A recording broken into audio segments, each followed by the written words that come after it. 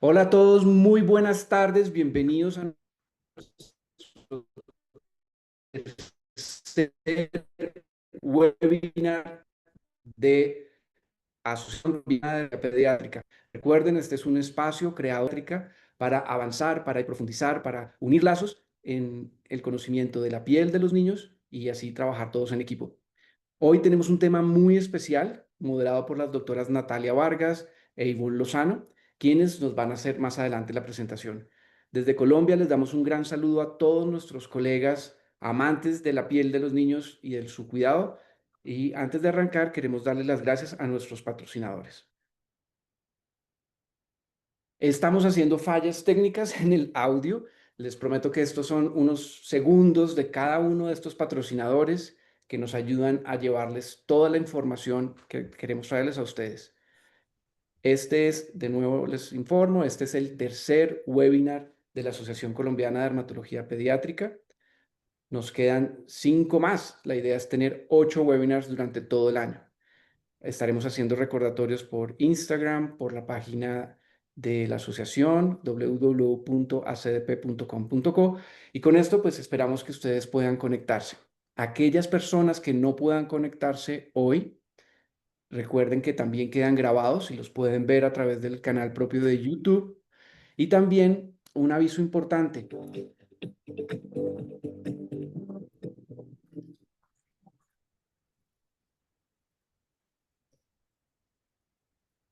Una vez muy importante, nuestros conferencistas están hoy aquí conectados, por lo que todas las preguntas que ustedes quieren hacer las pueden hacer en el chat, que al final del simposio estaremos reproduciendo estas preguntas para los conferencistas. Así que alistándonos ya casi en nuestros últimos segundos de imágenes de nuestros patrocinadores.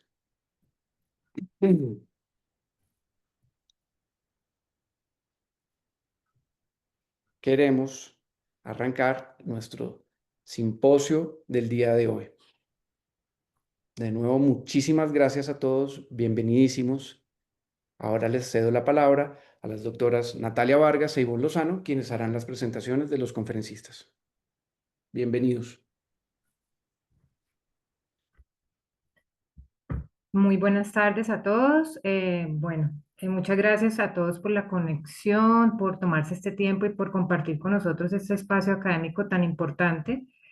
Y pues gracias a nuestro presidente y a todos los patrocinadores por hacer posible este evento. Este es nuestro tercer módulo.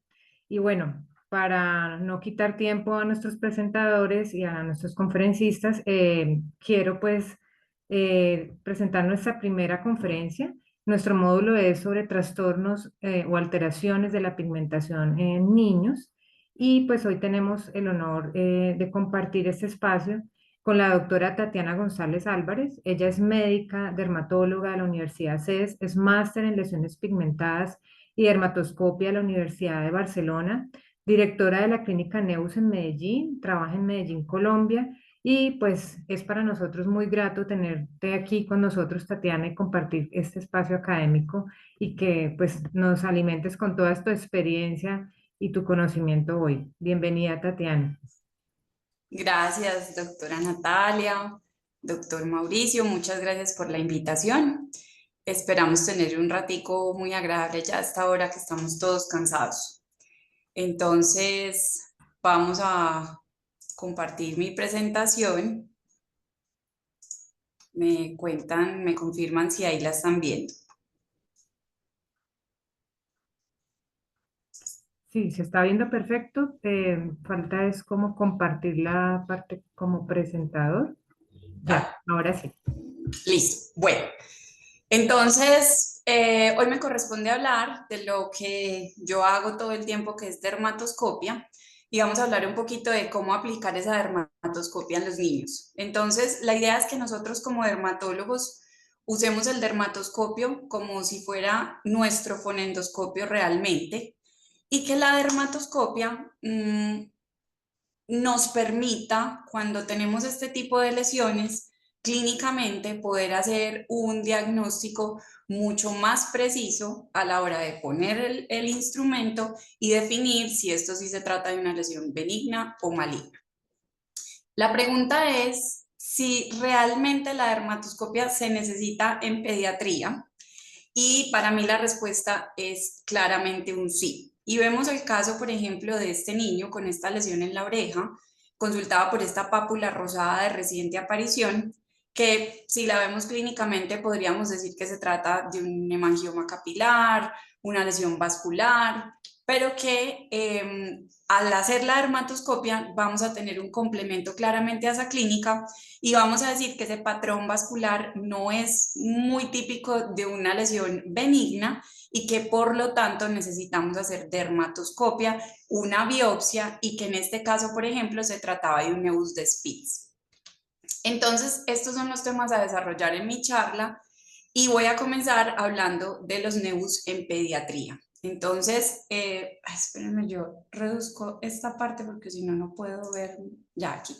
Entonces, los nevus son el 30 o más del 30% de las consultas en dermatología pediátrica. Es bastante común que los niños lleguen traídos por sus padres por todas las lesiones que van apareciendo en los años. Sabemos que se tratan de lesiones benignas y que están presentes universalmente en todas las razas. La pregunta es qué tan frecuente es el melanoma en los niños, y realmente es muy raro en los niños. Menos del 3% de los melanomas dan en menores de 20 años y es menos del 3% del cáncer pediátrico. Es decir, que si vemos esas cifras podríamos relajarnos y decir, no, el melanoma no existe en los niños, pero esto podría llevar a un retraso en la detección, ya que tiene una baja incidencia y una ausencia de los criterios clásicos del melanoma. ¿Cuáles son los dos grupos grandes de melanoma en los niños? Están los melanomas tipo Spitz o los melanomas convencionales.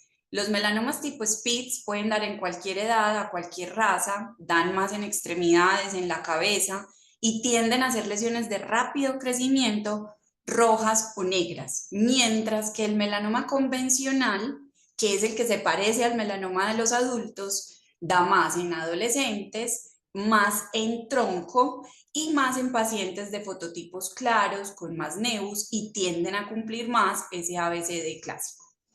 ¿Qué es lo que debemos evaluar entonces en un examen dermatoscópico de lesiones pigmentadas? Si la lesión es simétrica o no, los colores y el patrón global que cumple la lesión. Y cuando vemos estos dos claros comparativos, decimos, yo tengo desorden o no tengo desorden arquitectural. Y esto lo extrapolamos a la dermatoscopia y vemos cómo tengo yo de este lado una lesión completamente simétrica, ordenada, mientras que yo tengo en este lado derecho un caos completamente y un desorden arquitectural. La simetría la podríamos también comparar con la pizza y veríamos, por ejemplo, que en una pizza margarita todos los ingredientes están distribuidos de una forma homogénea y simétrica, mientras que en una pizza 4 estaciones yo voy a tener distintos ingredientes, y esto lo podemos también comparar con la dermatoscopia. Eso nos permite definir si la lesión es simétrica o asimétrica. Entonces aquí vemos una lesión con una red clara marrón gris, simétrica, mientras que aquí claramente vemos una lesión completamente asimétrica, como si fuera la pizza 4 estaciones. Estos son los 4 patrones más comúnmente encontrados a la dermatoscopia en los nevus en los niños: el patrón reticular, el globular, el azul homogéneo y el estallido de estrellas. Entonces, el patrón que más predomina en ellos es el patrón globular, como lo vemos acá, que son esas estructuras redondas que pueden acá en este nevus simular como un empedrado, mientras que acá están un poquito más separados, pero ambos son patrones globulares. Lo que sucede es que los nevus en los niños van evolucionando y a medida que vamos creciendo, ese patrón va cambiando y vamos adquiriendo más un patrón retículo globular en la adolescencia y ya luego en la adultez predominantemente reticular. Entonces, a mayor edad, más presencia de red; a menor edad, más presencia de glóbulos. Vemos también que en los niños es frecuente ver en esos nevus congénitos ese mix o esa mezcla de retículo con azul homogéneo en el centro. Esto es muy común verlo. Y también podemos ver solo patrón azul homogéneo, como en estos ejemplos, en distintas tonalidades de azul, o ya lesiones mucho más grandes de nevus pues azul congénito. Ahora hablemos de los nevus acrales, que para mí creo que es el motivo de consulta dentro de lesiones melanocíticas en niños más común. Y es que están presentes alrededor del 30% de los niños. Y en ellos el patrón predominantemente es el patrón paralelo al surco, ¿sí? El que tiene el pigmento en el surco. Este es el 70% de los nevus en niños. El 20% de los nevus de los niños acrales van a tener un patrón paralelo al surco con puntos o glóbulos sobre las crestas, como vemos acá en el ejemplo. Entonces esos glóbulos están intercalados entre el surco y pueden ser grandes o pequeñitos, como si fueran pues realmente punticos. También podemos tener solo glóbulos en las crestas, como vemos acá, o doble línea que sigue los surcos. Estos son otros patrones benignos de los nevus acrales en los niños. Pueden tener también patrones en celosía, que son los que siguen transversalmente los surcos y las líneas. Y aquí vemos el claro ejemplo de este patrón que llamamos patrón en vaina de arveja o pit synapod. Es el clásico patrón de los niños en donde vemos esos glóbulos localizados en la cresta y que pueden verse tanto en los nevus congénitos como en los nevus adquiridos en los niños. Entonces, lo bonito de esto es que por lo general recibimos niños muy pequeños, sus padres los llevan porque tienen lesiones desde la infancia, desde el nacimiento, y vemos como una lesión en un niño, que tenemos acá el ejemplo, va con el tiempo cambiando y vemos cómo del año 2019 crece de una forma importante al 2021, tiene glóbulos sobre las crestas, tiene pigmento en las crestas, casi que podríamos decir que es un patrón paralelo a la cresta. Vemos cómo en el 2022 los glóbulos se pierden totalmente y se pigmenta completamente la lesión.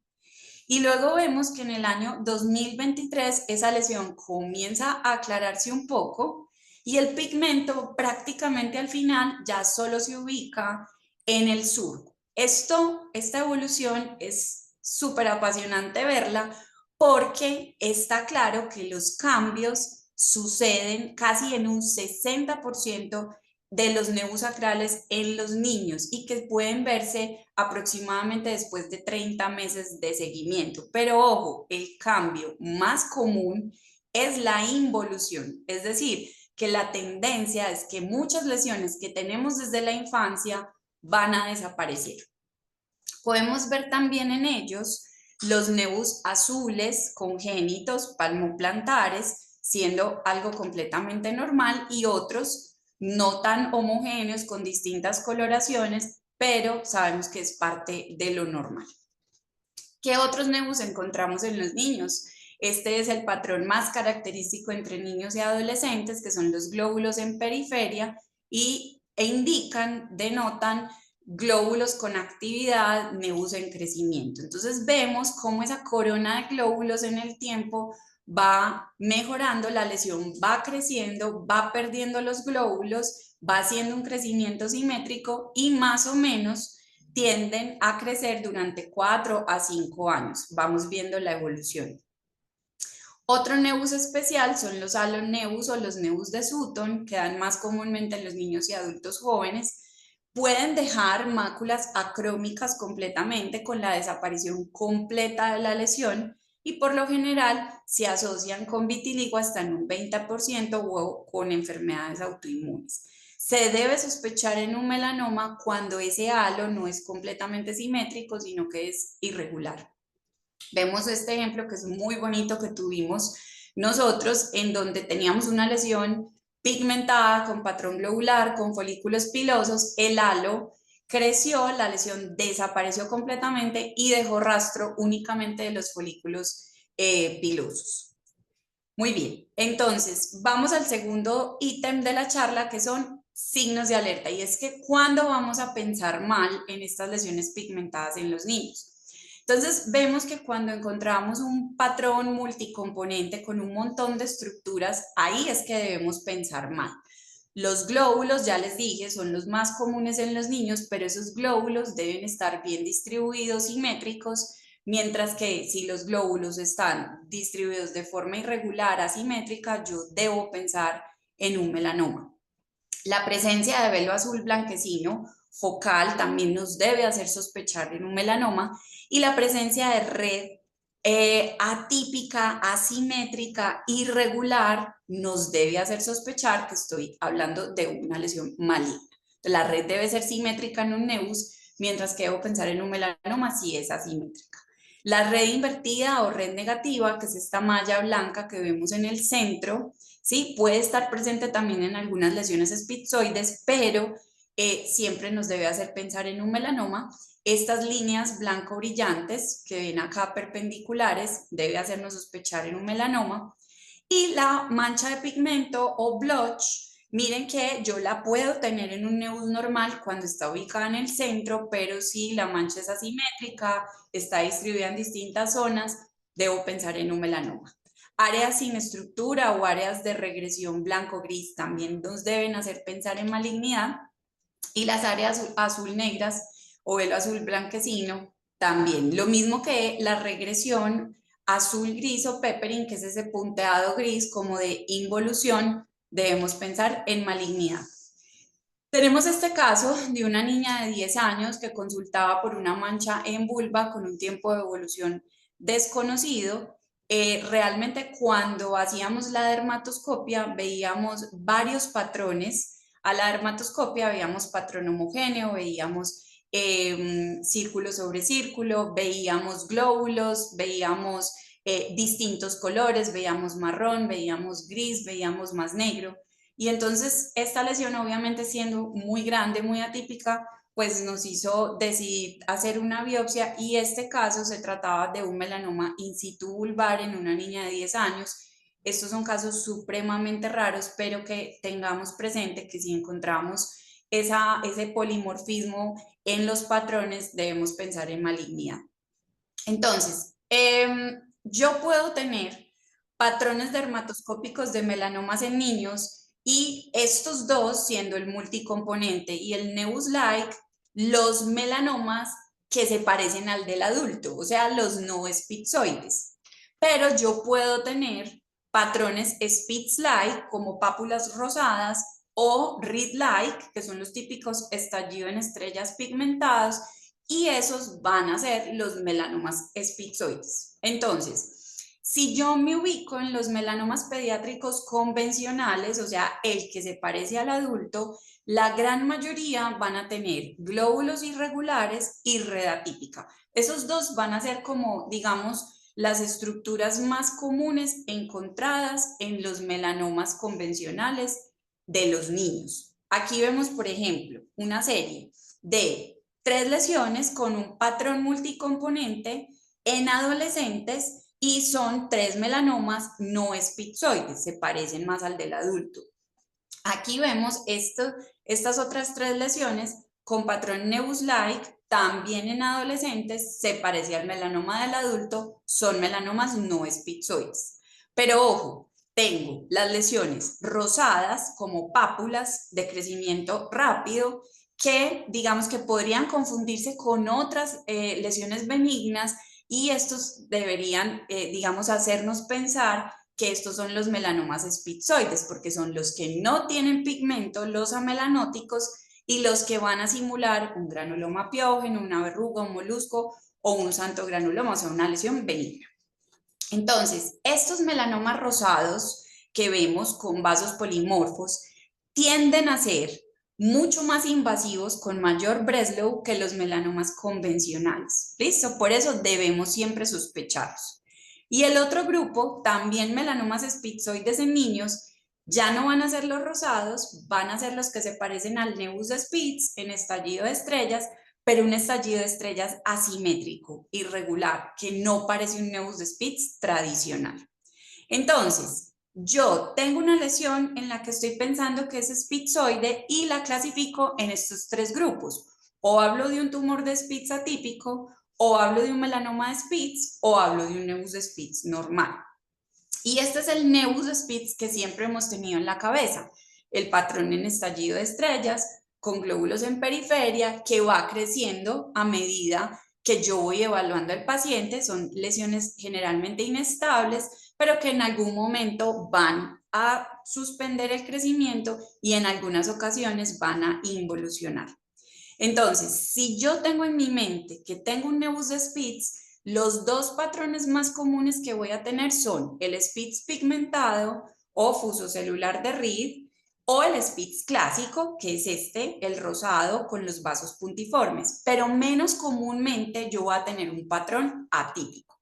Entonces, a veces la gente se confunde porque dice el Spitz clásico debería ser el más común. Realmente no es tan frecuente verlo, pero el Spitz clásico, como lo vemos acá, es esa lesión rosada con vasos puntiformes que tiene muchas veces retículo negativo o red invertida.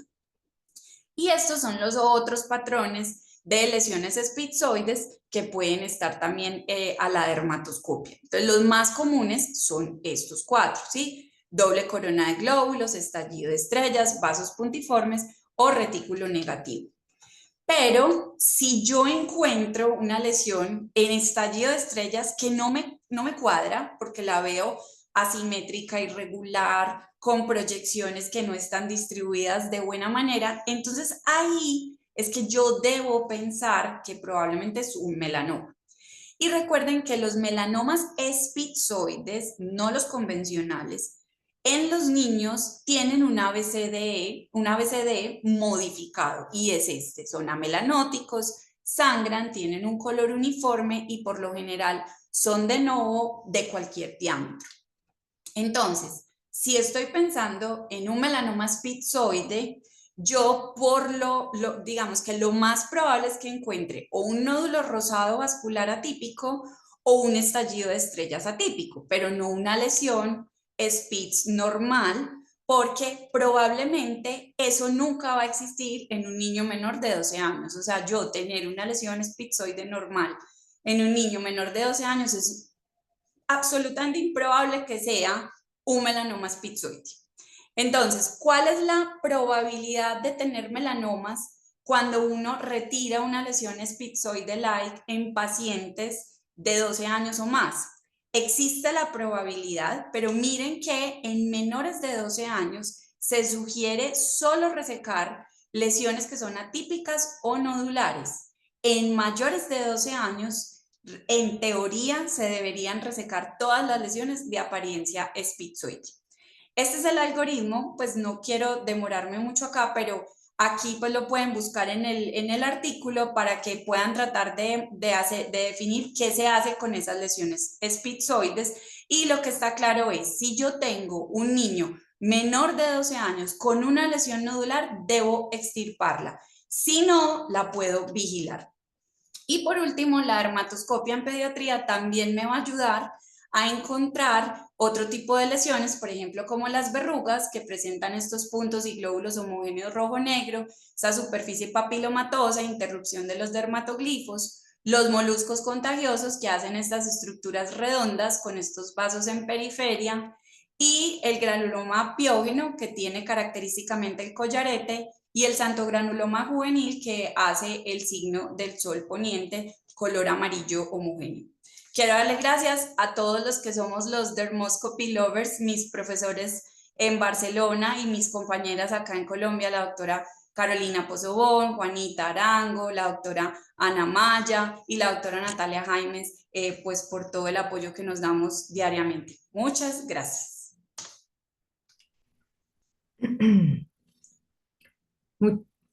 Muchas gracias, Tatiana, por esta conferencia pues tan interesante. Vamos a dejar un espacio de preguntas cuando terminemos el primer bloque de las primeras tres conferencias. Entonces, si quieren, a nuestros participantes pueden ir dejándonos las preguntas en el chat o también en la parte de preguntas y respuestas, y los vamos a ir contestando en la medida que avancemos. Quiero darle pues ahora la bienvenida a nuestro segundo conferencista. La segunda conferencia se titula Mosaicismos pigmentarios más allá de la mitosis, que está a cargo del doctor Felipe Ruiz. Felipe es médico con maestría en ciencias biomédicas con énfasis en genética médica, especialista de genética médica en la Universidad ICESI, es docente de esta misma universidad en pregrado y posgrado y pues trabaja en Cali, Colombia, y pues estoy muy contenta de que hayas aceptado nuestra invitación, Felipe, pues para compartir con nosotros en este evento pues académico tan importante. Algo para recordar, estas conferencias y estos módulos están siendo grabados y quedarán en nuestra página de la Asociación Colombiana de Dermatología Pediátrica. Bienvenido, Felipe.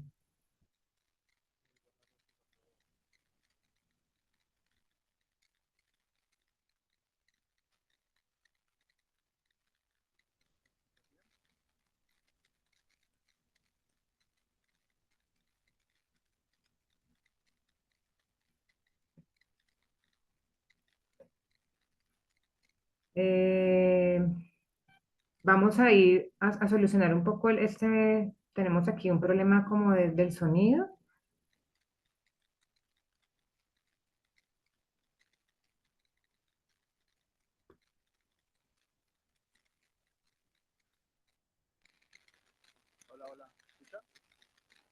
Te escuchamos un poco como lejos, Felipe, a ver si...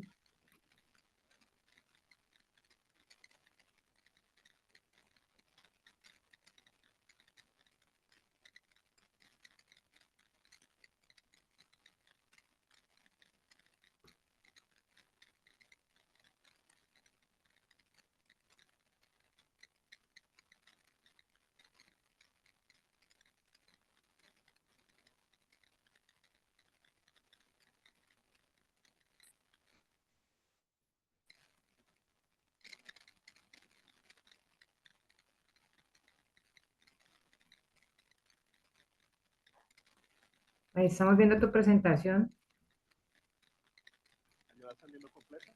pero se escucha aún un poco como lejos. Ahí, mejor.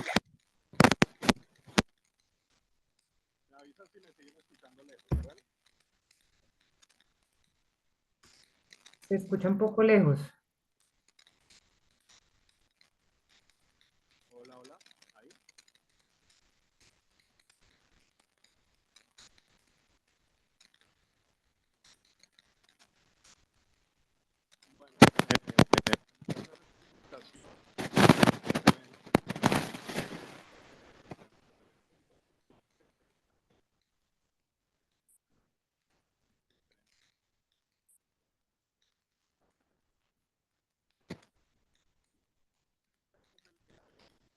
Vamos, Felipe, vamos a hacer una cosa. Vamos a cambiar un poco el orden de las conferencias mientras te podemos ayudar a solucionar el problema del sonido, porque no te podemos escuchar. Déjame ya, voy a darle paso a la doctora Andrea y ya regresamos contigo, por favor. Y les pido paciencia pues a nuestros participantes y asistentes.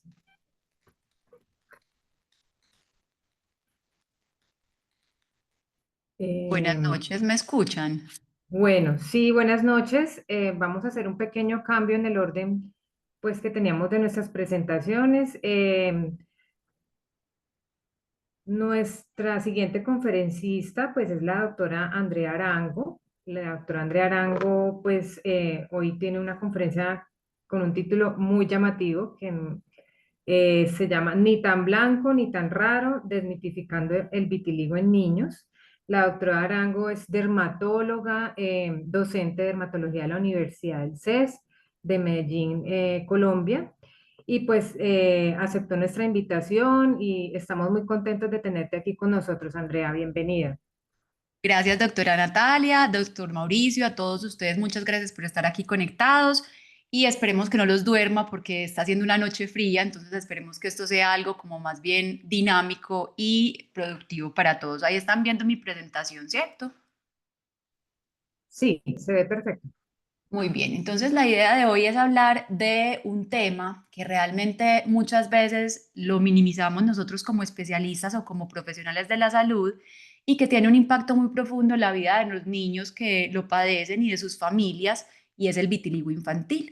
El objetivo es que hagamos una pequeña revisión, una actualización basada en la evidencia del vitiligo en la población pediátrica, de cómo hacer el diagnóstico, de cómo hacer el manejo y sobre todo cómo humanizar el abordaje de estos pacientes.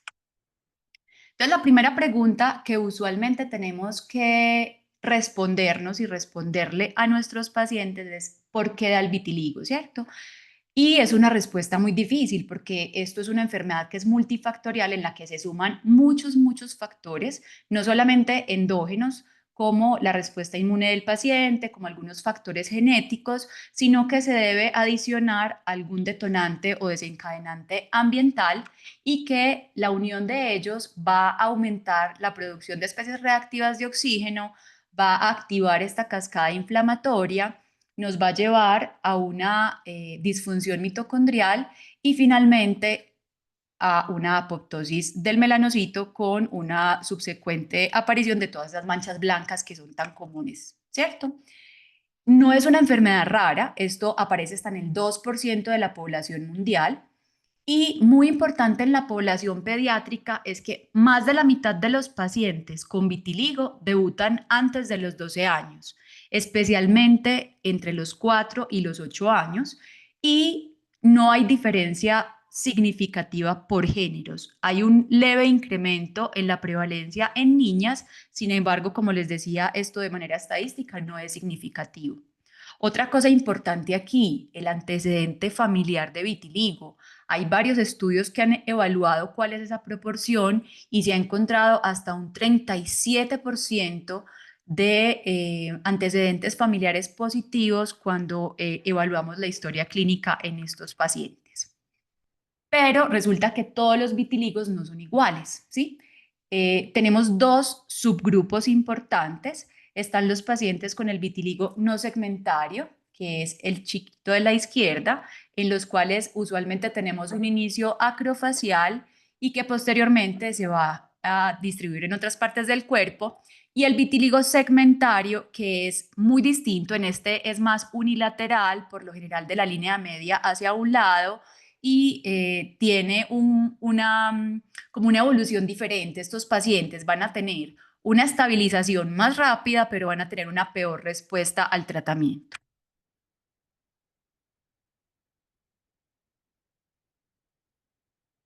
Ay, aquí se me desconfiguró un poco, ¿cierto? Ok, no importa. Aquí tenemos algunos subgrupos del vitiligo no segmentario. Usualmente el más común es este, que es el acrofacial, con compromiso de boca y región distal de las extremidades. El vitiligo generalizado, que es cuando tiene ya compromiso de otras áreas del cuerpo, y el universal, cuando los pacientes van a tener ya más del 60% de la superficie corporal comprometida. Como les decía entonces, el más común es el no segmentario. Sin embargo, en los niños no es raro encontrar estos pacientes con vitiligo segmentario. Es realmente muy lindo porque miren que es supremamente respetuoso de la línea media. Muchas veces tiene como esta distribución dermatómica y se acompaña con frecuencia de leucotriquia, que son estos pelitos blancos. Miren acá en el pelito de este paciente y aquí en la ceja de este otro chiquito. El diagnóstico por lo general no representa un reto, es muy fácil hacer en la mayoría de los casos un diagnóstico de vitiligo, es un diagnóstico que es netamente clínico, entonces todos lo podemos hacer y nos vamos a basar básicamente en la historia clínica y en el examen físico de nuestros pacientes. Ahorita todo está muy en boga, la clinimetría, medir todo lo que logremos en repigmentación, medir calidad de vida, medir extensión de las lesiones. Sin embargo, para los niños pues no tenemos todavía estas clasificaciones adaptadas. ¿Qué tenemos que hacer nosotros? Entonces, preguntar cositas, preguntar cuánto tiempo lleva el paciente de evolución, cuándo le aparecieron esas últimas manchas blancas para tratar de determinar si ese vitiligo está o no está activo, si el paciente ha tenido tratamientos previos y cuál ha sido la respuesta a cada uno de ellos, si tiene antecedentes personales o familiares, y la presencia o no de fenómeno de Koebner, que recordemos que el fenómeno de Koebner es la presencia de lesiones en áreas de trauma. ¿Cómo más podemos ayudarnos nosotros desde el examen físico? Tenemos dos herramientas. La luz de Wood, que es una luz morada, es una luz ultravioleta que tenemos nosotros en el consultorio y que nos va a ayudar mucho. Aquí pues tengo una foto de adulto porque no tenía una foto de un chiquillo, pero nos ayuda a determinar a veces la real extensión de las lesiones y nos puede ayudar para diferenciarla de otras patologías. Miren, por ejemplo, en este paciente que no lográbamos ver como la extensión real, y cuando lo exponemos a la luz de Wood, pues entonces tenemos cuál es el compromiso real. Y el dermatoscopio, que como decía la doctora Tatiana González, es nuestro estetoscopio en la consulta diaria y en el caso de vitiligo nos puede ayudar a observar algunos hallazgos de actividad desde el punto de vista clínico, que cuáles son. Entonces, la presencia de esta despigmentación confeti-like o de esta hipopigmentación en confeti, ¿sí? Que son estos punticos blancos que se están señalando con las flechas. La presencia del fenómeno de Koebner, que es la aparición de mancha blanca en áreas de trauma. Si ustedes ven, este paciente aquí tiene unas lesiones lineales que posteriormente se llenaron de estas manchitas blancas, y las áreas mal definidas a nivel de los bordes con presencia de lesiones no completamente acrómicas, sino hipocrómicas, que es cuando decimos que es un vitiligo tricrómico. ¿Listo? Diagnósticos diferenciales, pues realmente pueden ser muchos. Todo lo que sea blanco o clarito puede entrar dentro de los diagnósticos diferenciales del vitiligo, desde una hipopigmentación posinflamatoria hasta un linfoma cutáneo de células T, una micosis fungoide, ¿cierto? Sin embargo, pues como los más comunes se los traigo acá y traigo como tips para uno diferenciarlos realmente de un vitiligo. En este caso, la hipopigmentación posinflamatoria. Y aquí es muy importante el interrogatorio, preguntar si el paciente antes de la mancha blanca tuvo algún proceso inflamatorio previo, que en vitiligo por lo general no es frecuente, y cuando lo miramos con la luz de Wood, este no va a resaltar con la luz de Wood, entonces es fácilmente identificable. El nevus anémico, estos son lesiones que ya son congénitas y en este caso la diferencia la podemos hacer friccionando la lesión, haciendo como un roce fuerte sobre la lesión. Esto va a generar una vasodilatación. Sin embargo, en la zona del nevus anémico el paciente no va a presentar vasodilatación, sino que antes va a generar como una diferencia más notoria con el eritema circundante. En cuanto al nevus acrómico, se difiere, de pronto puede ser un poquito más difícil a veces de diagnosticar o de diferenciar con un vitiligo, pero por ejemplo, aparece desde el nacimiento. El vitiligo es adquirido, ¿sí? Y incrementa proporcional de tamaño con el crecimiento del paciente, mientras que el vitiligo, ese crecimiento usualmente es desproporcionado. ¿Listo? El líquen estriado puede ser otro diagnóstico diferencial. En la configuración lineal, pues hay que diferenciarlo aquí de un fenómeno de Koebner, pero en el líquen estriado hay un cambio en la textura de la piel, o sea, hay un cambio epidérmico. Yo voy a tener plaquitas o voy a tener parches, mientras que en el vitiligo es completamente macular y pues también puede presentar previamente una fase inflamatoria. La pitiriasis alba diría yo que es otro de los más comunes. Usualmente los pacientes con pitiriasis alba llegan preocupados y con la duda de si será o no será vitiligo. Es fácil de diferenciar, tampoco resalta con la luz de Wood. Usualmente está en áreas fotoexpuestas y por lo general están en el contexto de pacientes con unas bases atópicas, pacientes con cerosis y pacientes de fototipos un poco más altos. La pitiriasis versicolor, que es un hallazgo común en población pediátrica, no es tan frecuente, pero en los adultos puede representar a veces dificultad en el diagnóstico a ojo no entrenado, pero aquí tenemos la herramienta nuevamente de la luz de Wood. Cuando le ponemos luz de Wood a una pitiriasis versicolor, va a presentar como una fluorescencia, la refieren como verde manzana, pero realmente es como un amarillo claro, y el signo de la uñada o el signo de Besnier, que es que cuando yo estiro la lesión o la fricciono con un aplicador, voy a generar descamación, mientras que el vitiligo no va a presentar nada de esto. Y no solamente lo importante en vitiligo es descartar otras enfermedades, sino buscar asociaciones. Cada vez más estamos viendo que el vitiligo se debe considerar como una enfermedad sistémica, ¿sí? Entonces, La principal asociación usualmente es la tiroiditis autoinmune. Hasta el 25% de los pacientes con vitiligo van a tener alguna asociación con otras enfermedades autoinmunes. También podemos encontrar artritis reumatoide, psoriasis, anemia de células falciformes, la diabetes mellitus tipo 1, principalmente en los pacientes con vitíligos segmentarios, la alopecia areata, la enfermedad de Addison, el lupus y la dermatitis atópica. Por eso entonces en vitiligo siempre recomendamos hacer un screening de rutina para buscar las asociaciones más frecuentes. ¿Qué se recomienda pedir en estos pacientes de manera sistemática? Entonces, un perfil tiroideo, no solamente la función tiroidea, sino anticuerpos antimicrosomales, antitiroideos y antiperoxidasa. Tenemos que pedir una glicemia, tenemos que pedir anticuerpos anticélulas parietales y niveles de vitamina B12. Y no podemos dejar de lado el impacto emocional que esto va a generar en los pacientes con vitiligo. Son pacientes que frecuentemente se enfrentan a bullying, a depresión, a ansiedad. Entonces, esta calidad de vida es muy importante tenerla presente. Los niños pequeños generalmente no tienen tanto impacto, pero sus cuidadores y sus padres sí. Y ya cuando estos chicos empiezan como alrededor de la adolescencia, que ya tienen como una mayor autoconciencia, van a presentar dificultades en el establecer amistades, en el rendimiento escolar, y cuando tienen lesiones en áreas visibles, en cara, en brazos, o cuando la superficie corporal es mayor del 25%, van a presentar una mayor incidencia de acoso escolar y de bullying. Imagínense que aquí se ha comparado cuál es la calidad de vida o cuánto es la puntuación en el DLQI de los pacientes con vitiligo, y lo han comparado con otras enfermedades como dermatitis atópica y diabetes.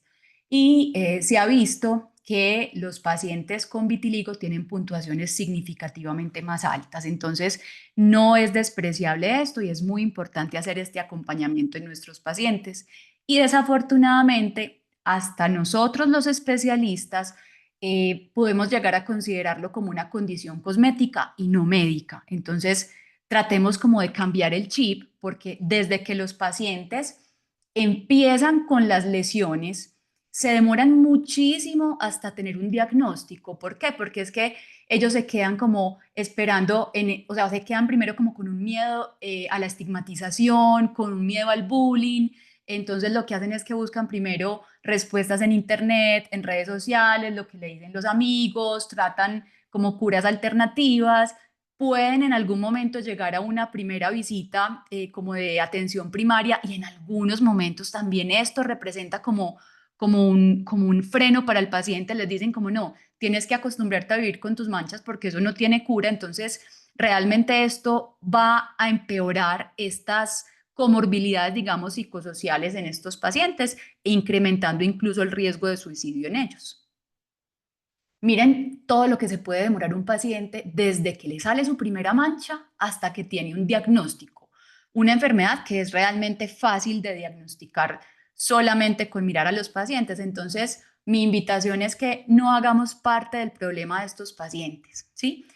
Esta es una niña que vive en la Franja de Gaza y que ahorita con la guerra empezó con un cuadro de vitiligo. Entonces, la estigmatización de esta chiquitica, más todos sus problemas psicosociales, pues hacen que la enfermedad sea una enfermedad supremamente activa. Y así como ella, muchos pacientes tienen una carga emocional muy tesa. Entonces vuelvo y les digo, tratemos de no hacer parte del problema. ¿Listo? En cuanto al tratamiento del vitiligo, lo más importante es que todos sepamos que hasta el momento, hasta hoy 21 de mayo, no tenemos cura para el vitiligo. Entonces, estas curas mágicas que proponen muchas veces lo que son es de pronto encantadores de serpientes que se quieren aprovechar de estas enfermedades crónicas que la gente quiere buscar como su milagro mágico. Entonces, y aunque realmente tenemos algunas opciones de tratamiento, ninguno nos va a garantizar que las manchas desaparezcan ni completamente ni a largo plazo, ¿cierto? Entonces, si yo no puedo curar el vitiligo, ¿yo para qué trato mis pacientes? Principalmente para detener la progresión, para tratar de inducir la repigmentación y para que ellos puedan lograr un resultado cosmético lo más aceptable posible. ¿A quién le va a ir bien o a quién le va a ir mejor en el tratamiento? Pacientes jóvenes, pacientes que tengan enfermedades recientes, entonces los niños en este caso, pues digamos que son de buen pronóstico al momento de tratarlos. Los pacientes más morenos o fototipos altos van a tener mejor respuesta y lesiones en cara, cuello y tronco también tienden a responder mejor. ¿Qué pacientes no tienen buena respuesta? Compromiso de mucosas, pacientes con antecedentes familiares fuertes, pacientes que tengan presencia de fenómeno de Koebner al momento del examen físico, pacientes con vitíligo segmentarios y pacientes con lesiones acrales son muy difíciles de repigmentar. Recuerden que las lesiones acrales tienen muy mal pronóstico en la parte terapéutica. ¿Y cómo elijo yo entonces este tratamiento? Entonces depende de la edad de mi paciente, depende de cuánta extensión tenga el paciente de vitiligo, depende de si está estable o no está estable y de qué tipo de vitiligo tiene mi paciente. Lo otro que es importante es el costo del tratamiento. Usualmente son medicamentos que no están dentro de los planes obligatorios de salud y son medicamentos costosos. Entonces, muchas veces las barreras en el acceso desde el punto de vista económico también tenemos que tenerlas presentes. ¿Cuáles son las alternativas terapéuticas que tenemos nosotros en vitiligo? La primera línea de terapia siempre van a ser los tratamientos tópicos y dentro de ellos el gold estándar son los esteroides. Son baratos, están dentro de los planes de atención básica pues, o de los planes de salud normalmente pues los cubren. Otra alternativa son los inhibidores de la calcineurina, sin embargo estos son costosos y otros tratamientos tópicos que a veces nosotros formulamos son los antioxidantes, sin embargo la evidencia de ellos es muy limitada. Cuando los pacientes tienen lesiones más amplias, más del 10% de la superficie corporal o no han respondido a la terapia tópica, contamos con terapia sistémica y dentro de ellas está la fototerapia. Es muy efectiva en el tratamiento de vitiligo, en ellas utilizamos es la radiación UVB, sin embargo a veces el acceso es limitado porque no está en todas partes. Y la terapia sistémica, principalmente los corticosteroides, están indicados para pacientes con vitíligos rápidamente progresivos. Entonces, miren que tenemos varias líneas terapéuticas. Siempre la recomendación es no hacer monoterapia en estos pacientes, siempre apoyarnos desde la parte psicológica y siempre hacer una búsqueda sistemática de las posibles asociaciones. Y resulta que también tenemos para vitiligo un manejo quirúrgico, ¿sí? ¿Cuándo hacemos manejo quirúrgico? En el caso de los niños, en pacientes mayores de 12 años, pacientes con vitiligo estable, pacientes con vitiligo segmentario, es de elección, y paciente que no ha tenido buena respuesta a otras alternativas terapéuticas. ¿Y a qué nos referimos con estabilidad? O sea, ¿cuándo un vitiligo está estable? Entonces, un paciente que durante un año no ha presentado ni lesiones nuevas ni aumento de tamaño de las lesiones preexistentes y que no ha presentado fenómeno de Koebner. Mire qué fenómeno de Koebner tan lindo acá en este codo de este paciente.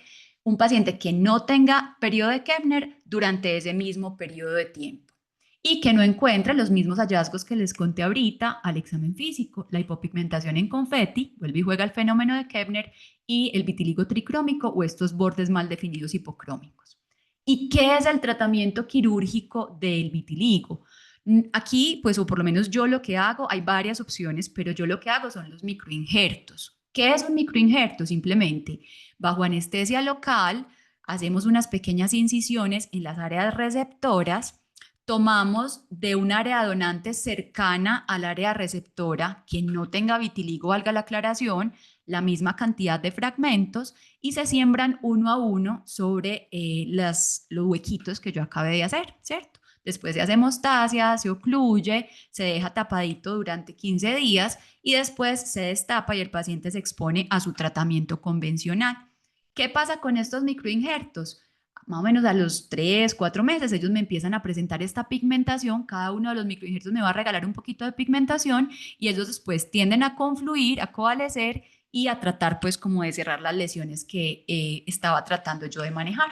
Entonces miren que en tratamiento de vitiligo sí tenemos alternativas. No le digamos a los pacientes que es una enfermedad que no tiene cura y mandémoslos para la casa. No, miren que tenemos alternativas que de pronto no son curativas, pero que nos va a ayudar a mejorar lo que el paciente tiene en este momento acrómico, a evitar la despigmentación o el aumento de las lesiones, y hay que hacer el acompañamiento psicológico en estos pacientes, que es súper importante.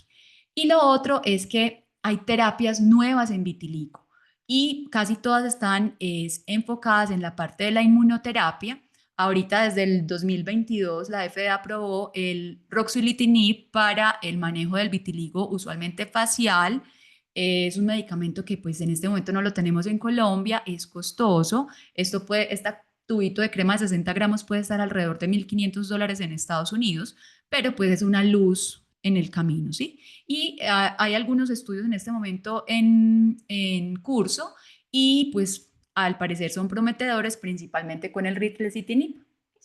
Entonces, más que aprender a manejar un vitiligo, es saber que nosotros no terminamos nuestra función con la formulación y con el diagnóstico de estos pacientes, sino que ahí antes empieza nuestra función como médicos, y que parte de nuestro deber es también acompañar, es comprender, es escuchar a estos pacientes, porque eso también es medicina y puede cambiar la vida de estos pacientes. Muchas gracias.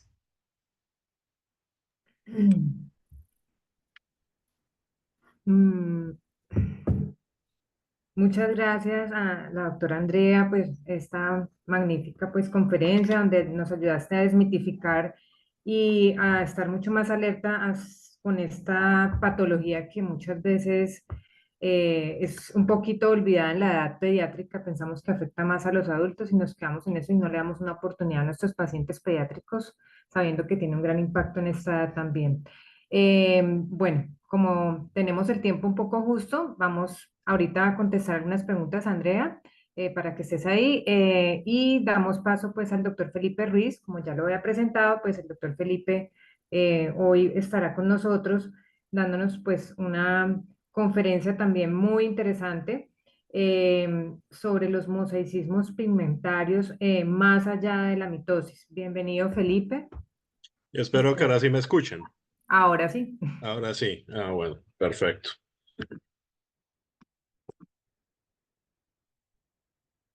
Ahí me confirma, ¿están viendo la presentación? Listo. Se ve muy bien. Gracias. Listo, perfecto. Entonces, bueno, muchísimas gracias por la invitación. Creo que la noche de hoy yo soy como el niño diferente, dado que yo soy, pues, genetista, también tengo maestría en Ciencias Básicas Biomédicas con énfasis en genética médica. Eh, el día de hoy vengo a hablarles sobre los mosaicismos pigmentarios. Tema, digamos, de gran interés, sobre todo por toda la evidencia emergente que ha ocurrido tal vez durante la última década. Para empezar, pues, ¿qué es lo que entendemos como un mosaico? Entonces, mosaico, generalmente esta palabra se le ha atribuido a lo que viene a ser diferentes patrones creados por artesanos, en donde se utilizan pequeñas piezas coloridas, como pudieran ser vidrio, material colorido, joyas, entre otros, para generar lo que viene a ser una imagen colectiva que vemos cuando nos alejamos. Sin embargo, cuando nos acercamos frente a estas imágenes es donde vemos lo que son estos pequeños patrones que están conformando este gran constructo. Ya entrando dentro de la parte médica, aunque el doctor Albert Blaschko desde 1901 viene describiendo lo que vienen a ser patrones de migración, digamos que fue en 1945 en donde Slonimovich vino a atribuir lo que vino a ser la descripción de un mosaicismo genético en una paciente que presentaba un cambio en su pigmentación, particularmente un compromiso en hiperpigmentación macular en el hemicuerpo derecho. Un poquito parecido a lo que estoy mostrando en este paciente, con un patrón, digamos, que vemos que pareciera, creo que el artículo original lo describían como si fuera estilo bandera, es más como si fuera un patrón, digamos, de tablero de ajedrez, o pues lo que hemos visto, digamos, en lo que viene a ser el seguimiento de pacientes, digamos, o bueno, pacientes con incontinencia pigmentia. Hablar de mosaicismos es un tema bastante complejo. ¿Por qué? Porque los conceptos han cambiado y la perspectiva ha cambiado mucho dependiendo de grupo y dependiendo de especialidad. ¿Esto por qué? Porque cada vez entendemos más cómo se da ese rol en lo que viene a ser tener distintas poblaciones celulares con genotipos distintos y que este viene a ser un proceso que se está dando normalmente en las personas. Por eso, conceptos clásicos que vemos como el mosaicismo, como un individuo en donde al menos tenemos dos poblaciones celulares con genotipos distintos derivadas de un solo óvulo fecundado, para la luz de lo que tenemos hoy en día viene a ser un concepto que se está quedando corto, sobre todo por lo que estamos viendo en lo que vienen a ser fenómenos, por ejemplo, de leonización en las mujeres con el cromosoma X, con lo que estamos viendo también en los hombres con lo que es, en el caso, digamos, de células, por ejemplo, leucocitos y en glóbulos rojos que se, bueno, que aparte de ver la pérdida de núcleo antes, se ve que también se está dando una pérdida del cromosoma Y al pasar la edad. Esto nos está llevando a un concepto y es que eventualmente todos los seres humanos terminamos como un mosaico. Entonces, esto lo que nos lleva a es comenzar a pensar a qué es lo que le vamos a atribuir ese concepto de un mosaicismo dentro de lo que viene a ser un interés clínico. Y por eso se vuelve importante incluir que en este concepto que sea presente al momento del nacimiento y que dé lugar a un fenotipo patológico. Última parte del fenotipo patológico, y aquí puede surgir por diferentes tipos de cambio, sea por alteraciones en los cromosomas, sea por variantes, digamos, estructurales que afecten no solamente la calidad del cromosoma morfológicamente, sino también lo que es su número de copias o la dosis génica que puedan presentar, sea por deleciones o duplicaciones, variantes pequeñas de un solo nucleótido, que son cambios en una sola eléctrica de la secuencia, y mucha de la discusión que tenemos hoy en día con lo que viene a ser también variantes epigenéticas, entendiéndose la epigenética como esta línea en donde vemos cambios en la expresión fenotípica sin tener cambios en lo que viene a ser la secuencia o el genotipo del paciente. Para esto también se vuelve importante aclarar lo que es una cosa hablar de un mosaico versus lo que viene a ser un quimerismo, ya que en la literatura pueden haber artículos en donde confundan estos conceptos.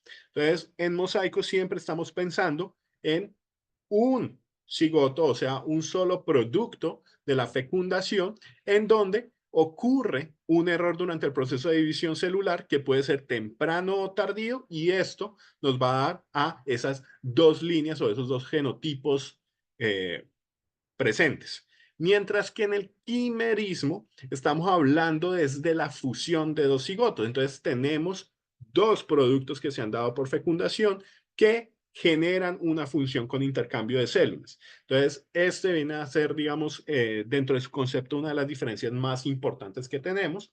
Y esto también nos tiene que llevar a lo que viene a ser los conceptos básicos de la embriología. ¿Por qué?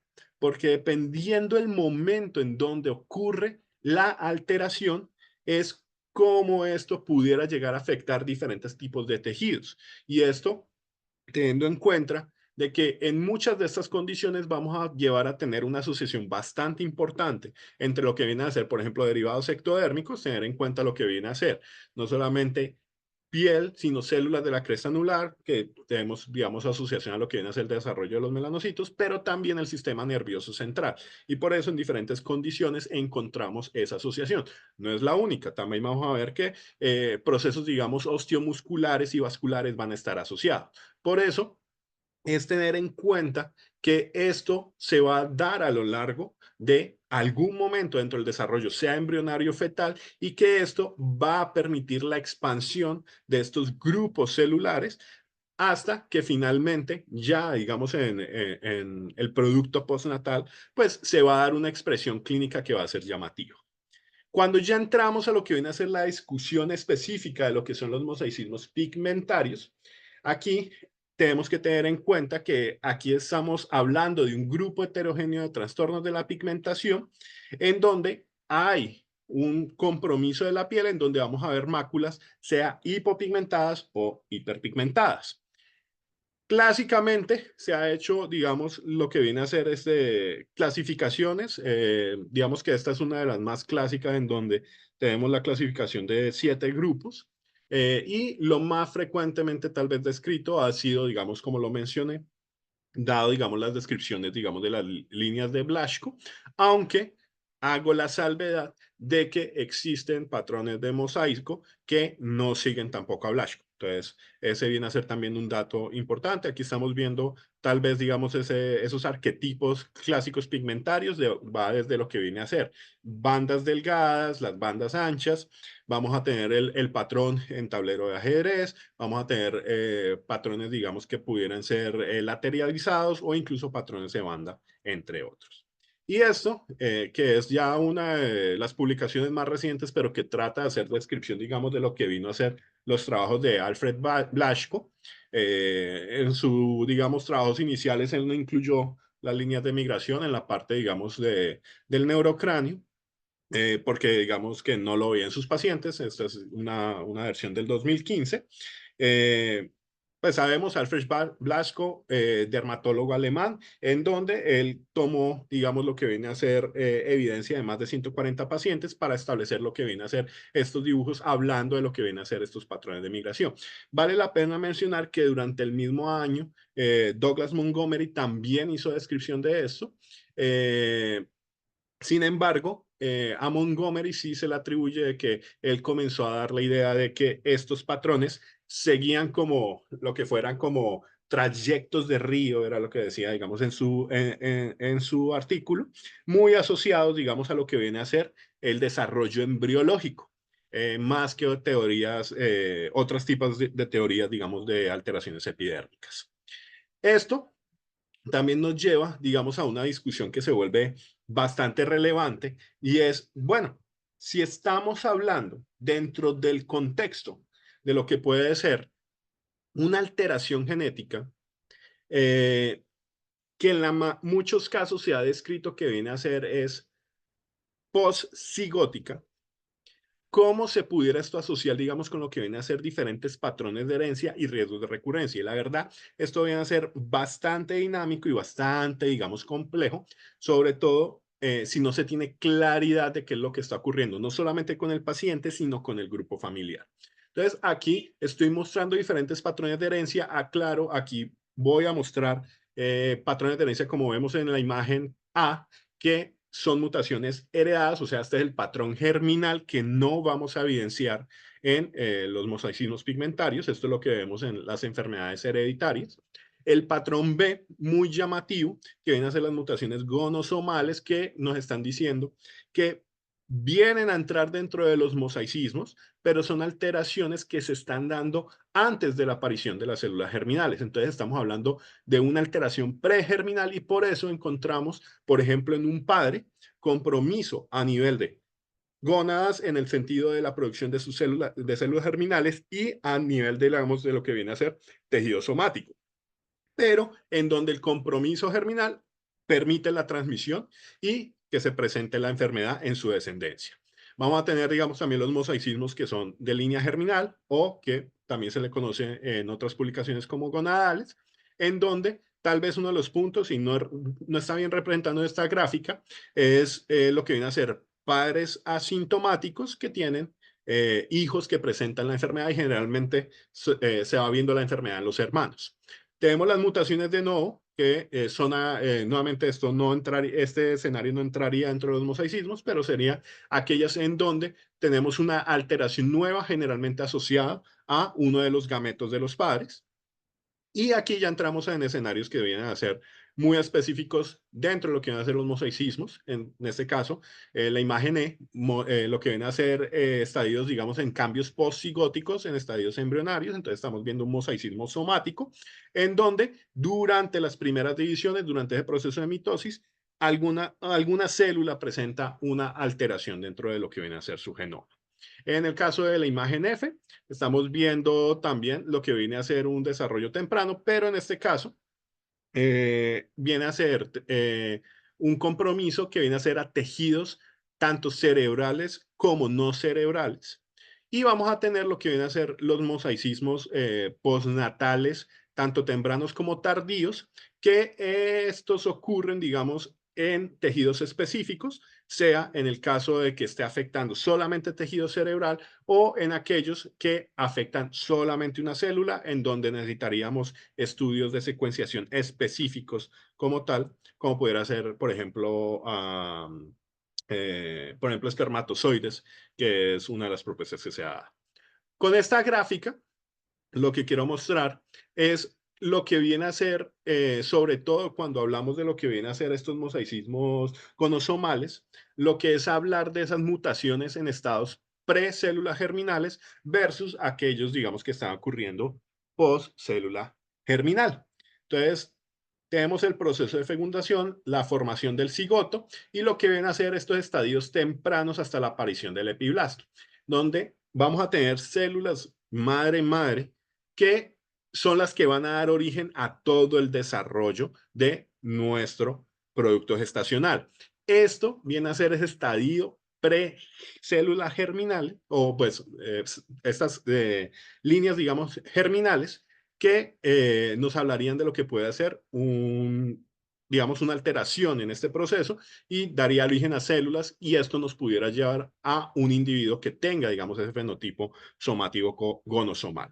Mientras que si lo vemos en estadios posteriores, en estos estadios sí no estaríamos viendo eso y sí estaríamos viendo líneas celulares específicas que pudieran estar comprometidas.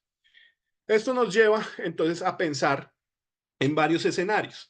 Tal vez lo más importante viene a ser, bueno, si estamos hablando de mosaicismos, y aquí este comentario lo voy a hacer no solamente por los inventarios, sino también por los que veo, digamos, en mi consulta en otros escenarios, nosotros podemos tener mosaicismos, por ejemplo, de lo que vienen a ser las cromosomopatías frecuentes. Por ejemplo, Down, Turner frecuentemente tiene mosaicismos, Patau, Edwards, Klinefelter.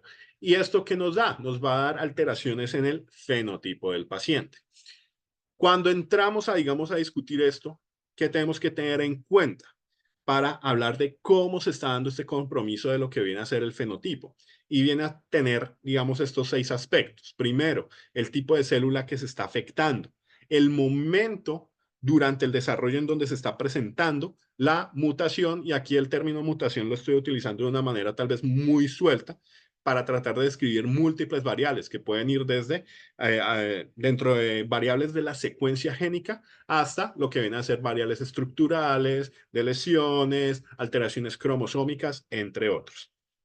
Que entrando en datos, pues el origen del daño y de las alteraciones, por ejemplo, que se dan en este tipo de escenarios, se atribuirían a, por ejemplo, también efectos externos, lo que viene a ser exposición ambiental, lo que viene a ser eventos de radiación, luz ultravioleta, entre otros.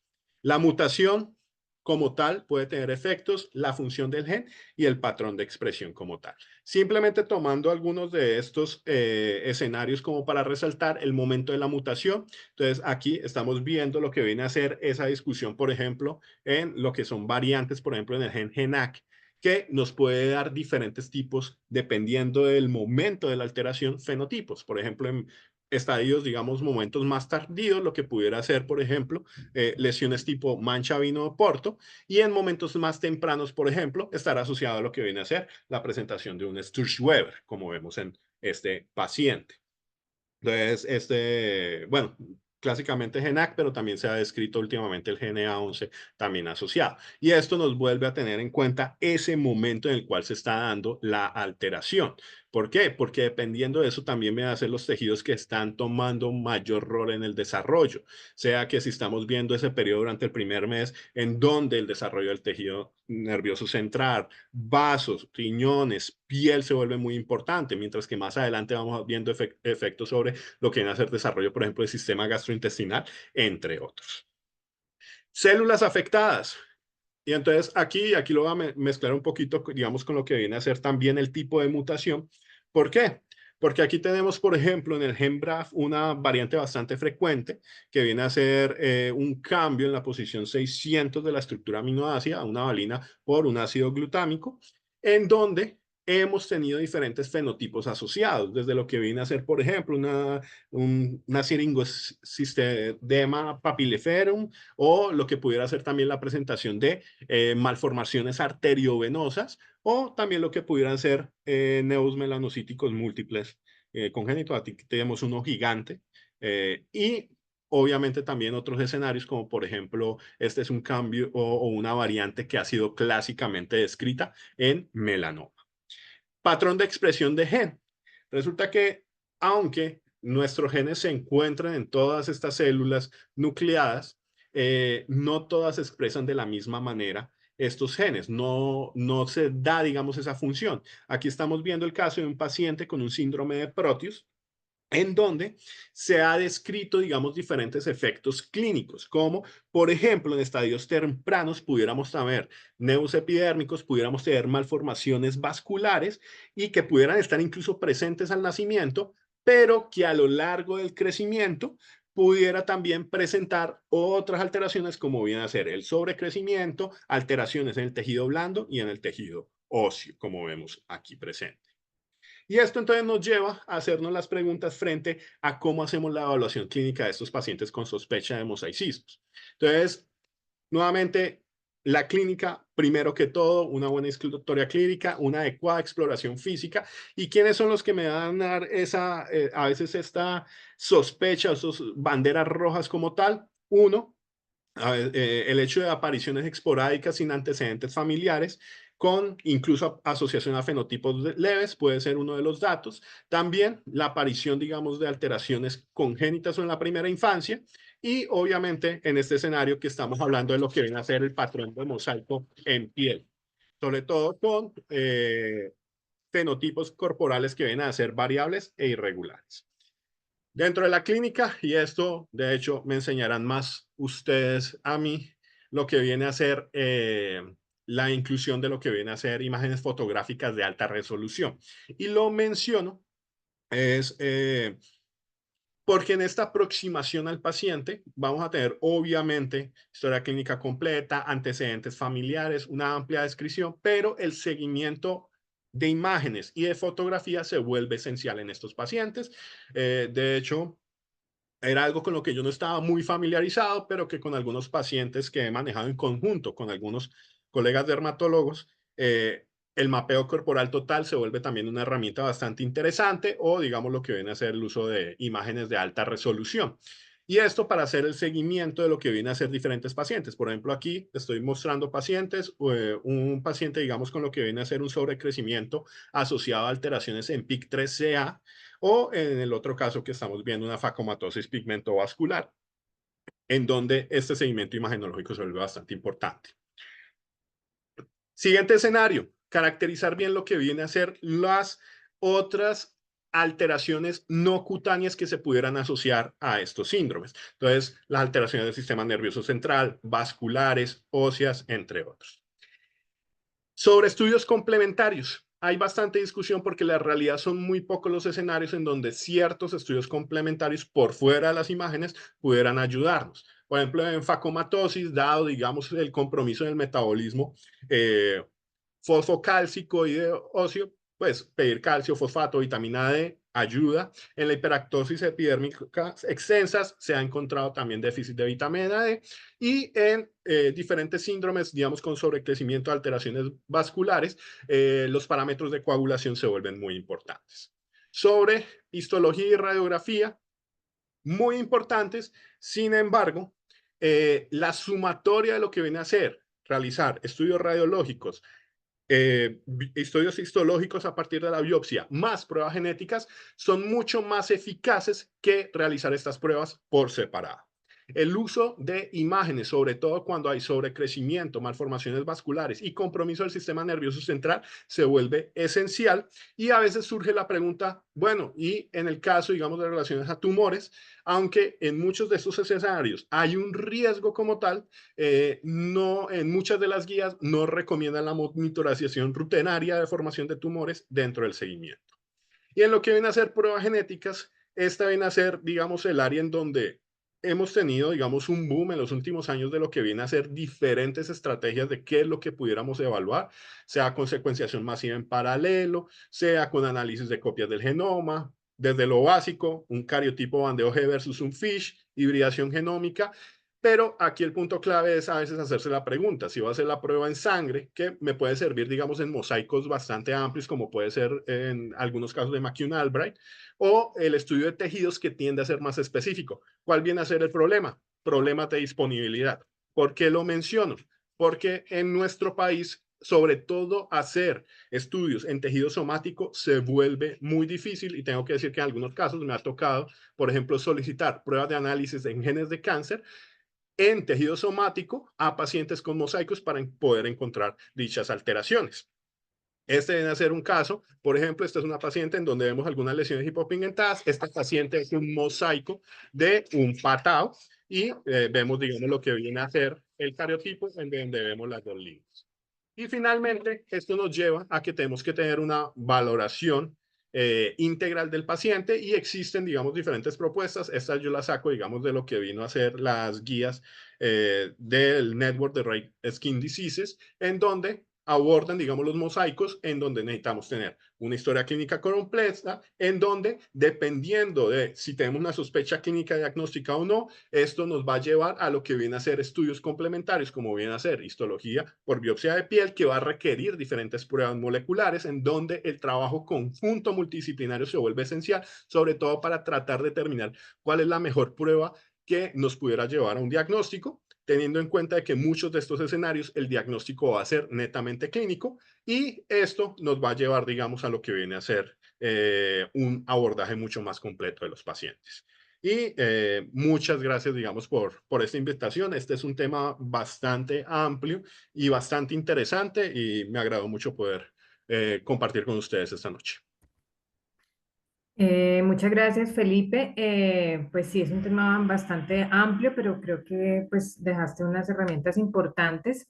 Tenemos un tiempo pues como corto hoy, entonces no vamos a poder contestar en vivo las preguntas. Les voy a pedir un favor a nuestros participantes y asistentes que nos dejen las preguntas en el chat y nuestros conferencistas irán respondiendo las preguntas como ha venido haciendo pues la doctora Andrea y la doctora Tatiana. Y pues vamos a dar continuidad con nuestros casos clínicos. La doctora Ivonne Lozano pues va a hacer la introducción de nuestros siguientes conferencistas. Hola, buenas noches a todos. Vamos a continuar con el bloque de casos clínicos. El primer caso que tenemos es melanoniquia infantil de la Cátedra de Dermatología Pediátrica de la Universidad CES. La presenta el doctor Pedro Juan Saldarriaga. Él es residente de tercer año de dermatología de la Universidad CES. Adelante, doctor. Muy buenas noches, ¿cómo van? Ya les voy a compartir pantalla. Me irán contando si ahí se ve en modo presentación. Sí, ahí se ve perfecto. Perfecto. Entonces, muy buenas noches. Como ya les había comentado, la idea es hablar un poquito de melanoniquia infantil. La verdad, por lo que veo, cae como anillo al dedo porque algunas de las preguntas que se están haciendo en el chat justamente eran referentes a este tema. Entonces, la idea es intentar... Se te escucha un poquito lejos. Vamos a ver si acá, un poquito. Eso, ahí mejor. ¿Mejoró? Listo. Sí. Entonces, la idea es intentar solucionar un poquito estas preguntas o dudas que frecuentemente ocurren. Entonces, vamos a presentar dos casos. Este es un primer caso, un masculino de 2 años con una lesión pigmentada en una uña del tercer dedo de mano derecha con un crecimiento y oscurecimiento de la lesión en el tiempo, por lo cual había sido llevado a biopsia de la matriz. Aquí se le había hecho la onicoscopia. Aquí hago un pequeño paréntesis para hacerle la propaganda a la onicoscopia. No solamente va a ser importante evaluar la porción dorsal de la lámina, sino que siempre deberíamos de hacer una valoración desde la porción distal para poder identificar desde qué porción o desde qué área de la matriz es que tenemos el pigmento, recordando que muchas veces los melanocitos que mayor actividad van a tener son a partir de la matriz más distal. Doctor, te escuchamos un poquito lejos. No sé si te puedes acercar más. Claro que sí, voy a intentar de pronto retirando un segundito acá el... Cuéntenme si... A ver, hagámoslo así. ¿Soy un poquito más ahí? A ver, habla. Acá de pronto, ¿o no? Sí, sí, un poco mejor. Un poco mejor, listo, perfecto. Sí. Perfecto. Entonces, en este caso,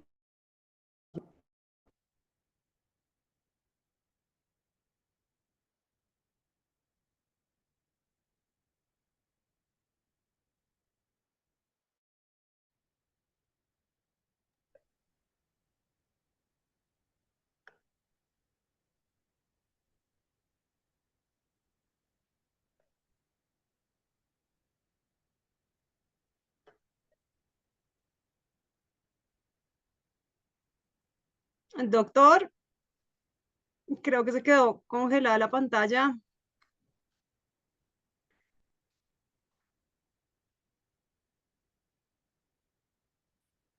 A ver, esperemos unos minuticos.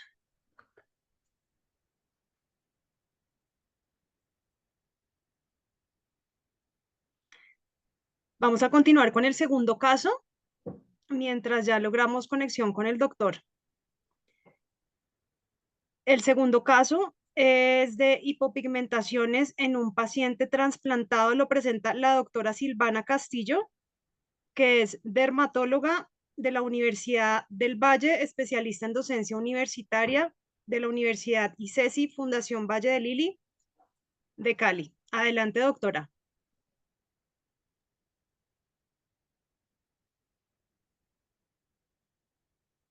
Hola, buenas tardes a todos. Buenas tardes. ¿Pueden ver mi presentación? No, todavía. ¿No? No. ¿Será por lo que el doctor estaba presentando? A ver.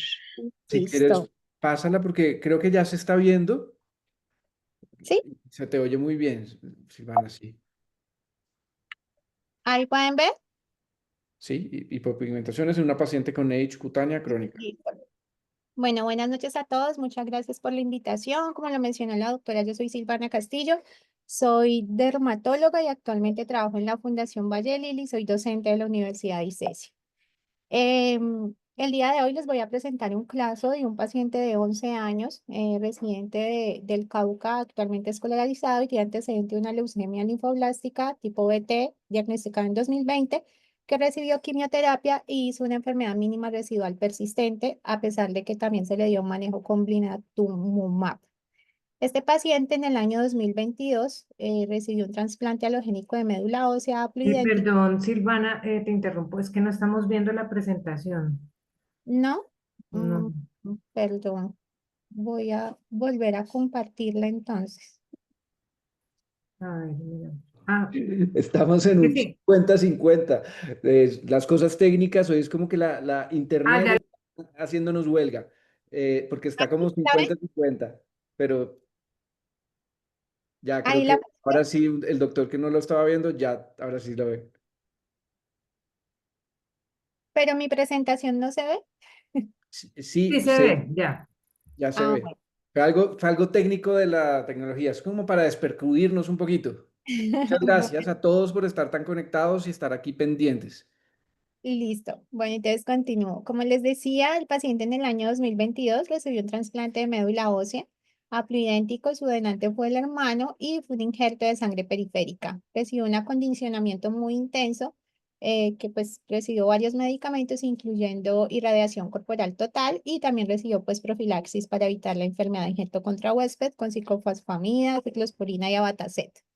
Sin embargo, al día 18 después del trasplante, el paciente hizo una enfermedad injerto contra huésped aguda con compromiso cutáneo y gastrointestinal, que fue manejada pues inicialmente por el grupo de hematoncología con resolución completa, y más o menos hacia el día 203, o sea, más de 100 días después del trasplante, empezó a hacer lesiones en piel.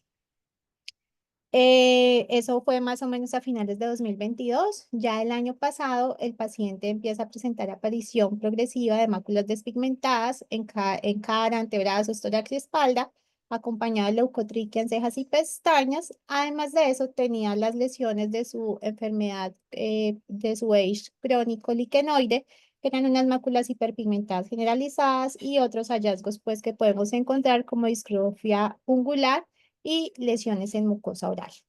Estas son las fotos del paciente, entonces como podemos ver, vamos a encontrar unas máculas liquenoides, que son estas que vemos, por ejemplo, en la frente, algunas en las mejillas, acompañadas de otras lesiones despigmentadas, bien definidas. Acá tenemos como una lesión alrededor de un neus, que también era una mácula despigmentada, florecían resaltaban a la luz de Wood, y también algunas de las máculas estaban ubicadas en los sitios donde había tenido inserciones de catéter, o sea, donde tenía traumas previos.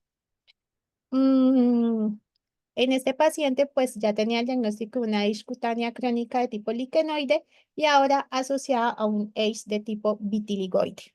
Este paciente le inició fototerapia UV de banda estrecha 2 veces por semana porque era a domicilio lejano y pues es difícil asistir a la fototerapia, tacrolimus, mometasona, además del manejo sistémico que venía recibiendo para su Age crónico. Estas son fotos más o menos después de 2 meses después de la fototerapia. Sobre todo hemos tenido una mejoría en las lesiones liquenoides, que son las de su Age crónico liquenoide. Sin embargo, notamos pues que en las zonas de despigmentación de pronto han mejorado un poco, pero no todo lo que quisiéramos. Sin embargo, pues el paciente, otra cosa que mejoró bastante es que vemos que hay menos pestañas comprometidas, menos pestañas con leucotriquia.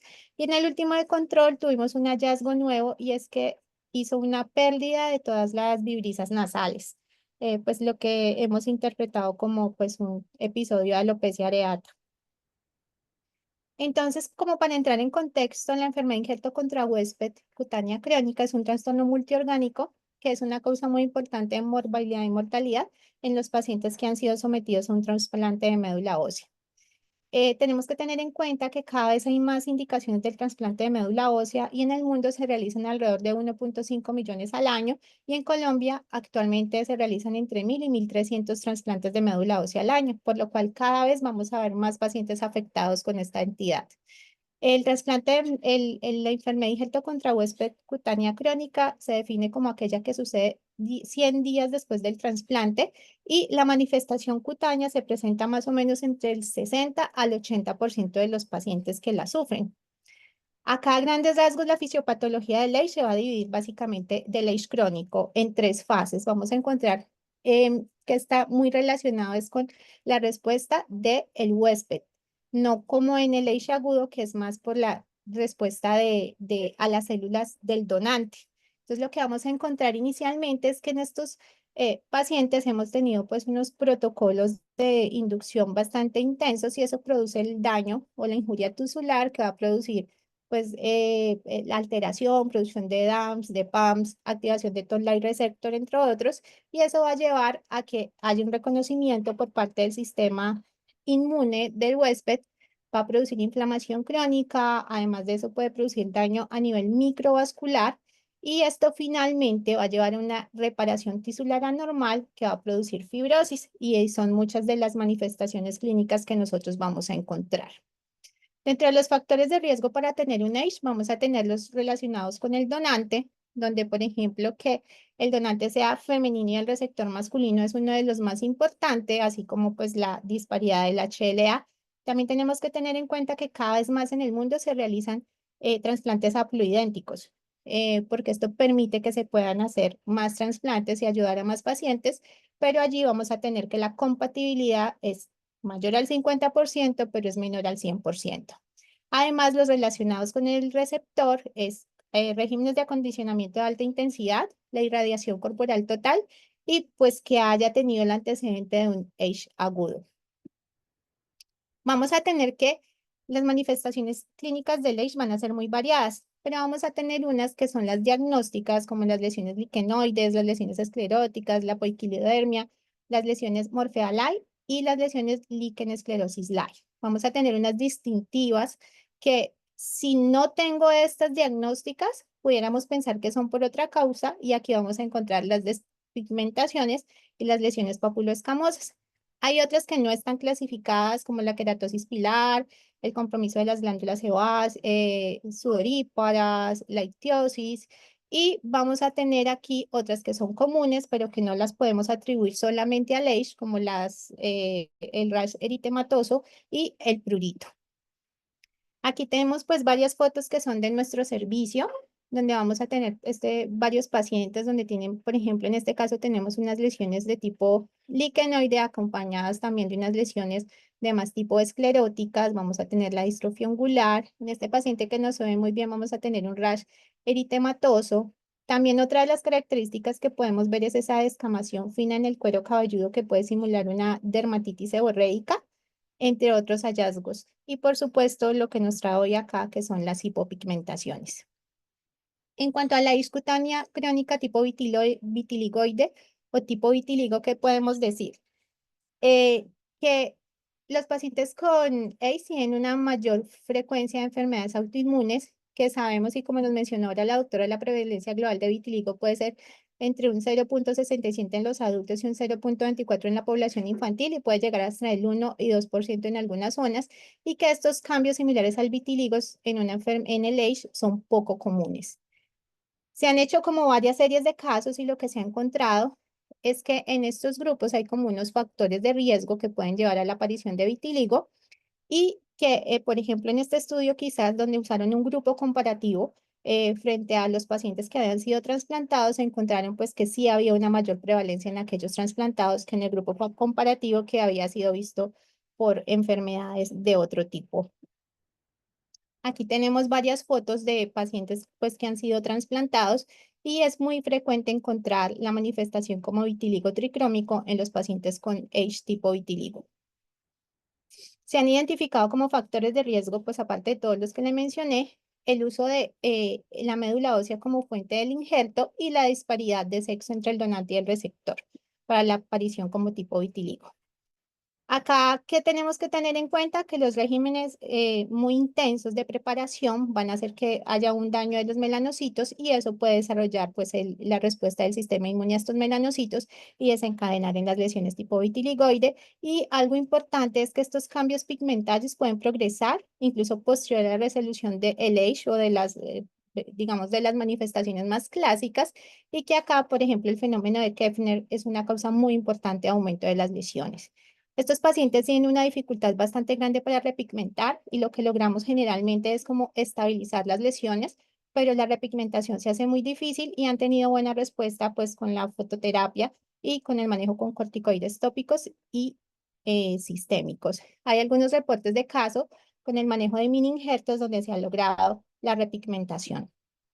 Por último, las manifestaciones cutáneas de Leigh pues son muy variables y debemos tenerlas en cuenta porque cada vez tenemos más pacientes trasplantados.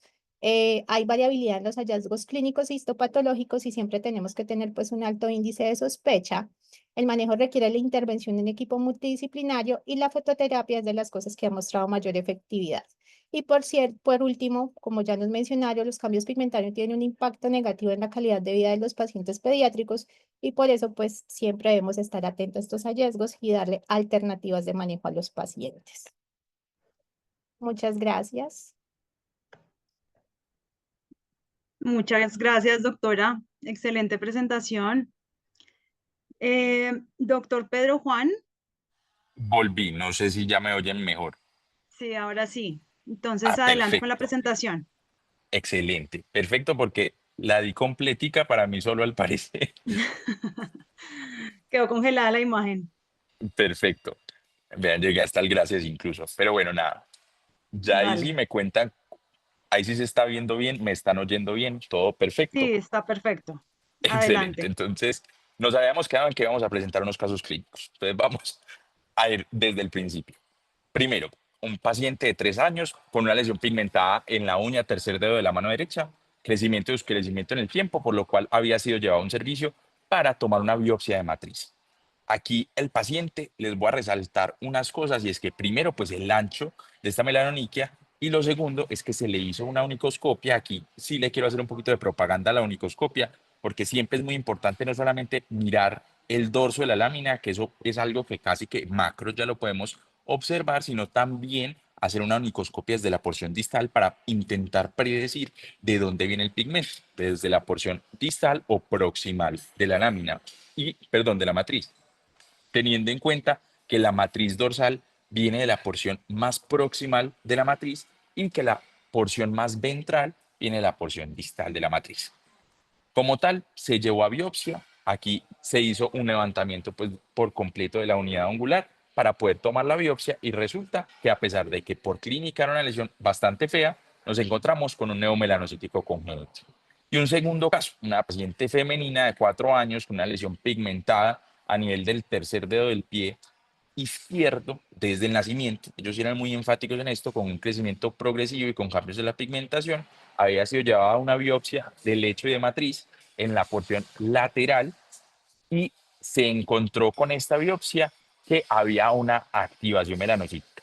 ¿Qué es lo que llamaba la atención? Que normalmente cuando nosotros pensamos en una activación melanocítica, el compromiso es de más de 1 de las uñas. Además de esto, después de la biopsia, si ustedes logran observar, hay un signo de Hutchinson franco, la melanoniquia es total y además de esto hay incluso extensión del pigmento hacia la cicatriz de la biopsia inicial.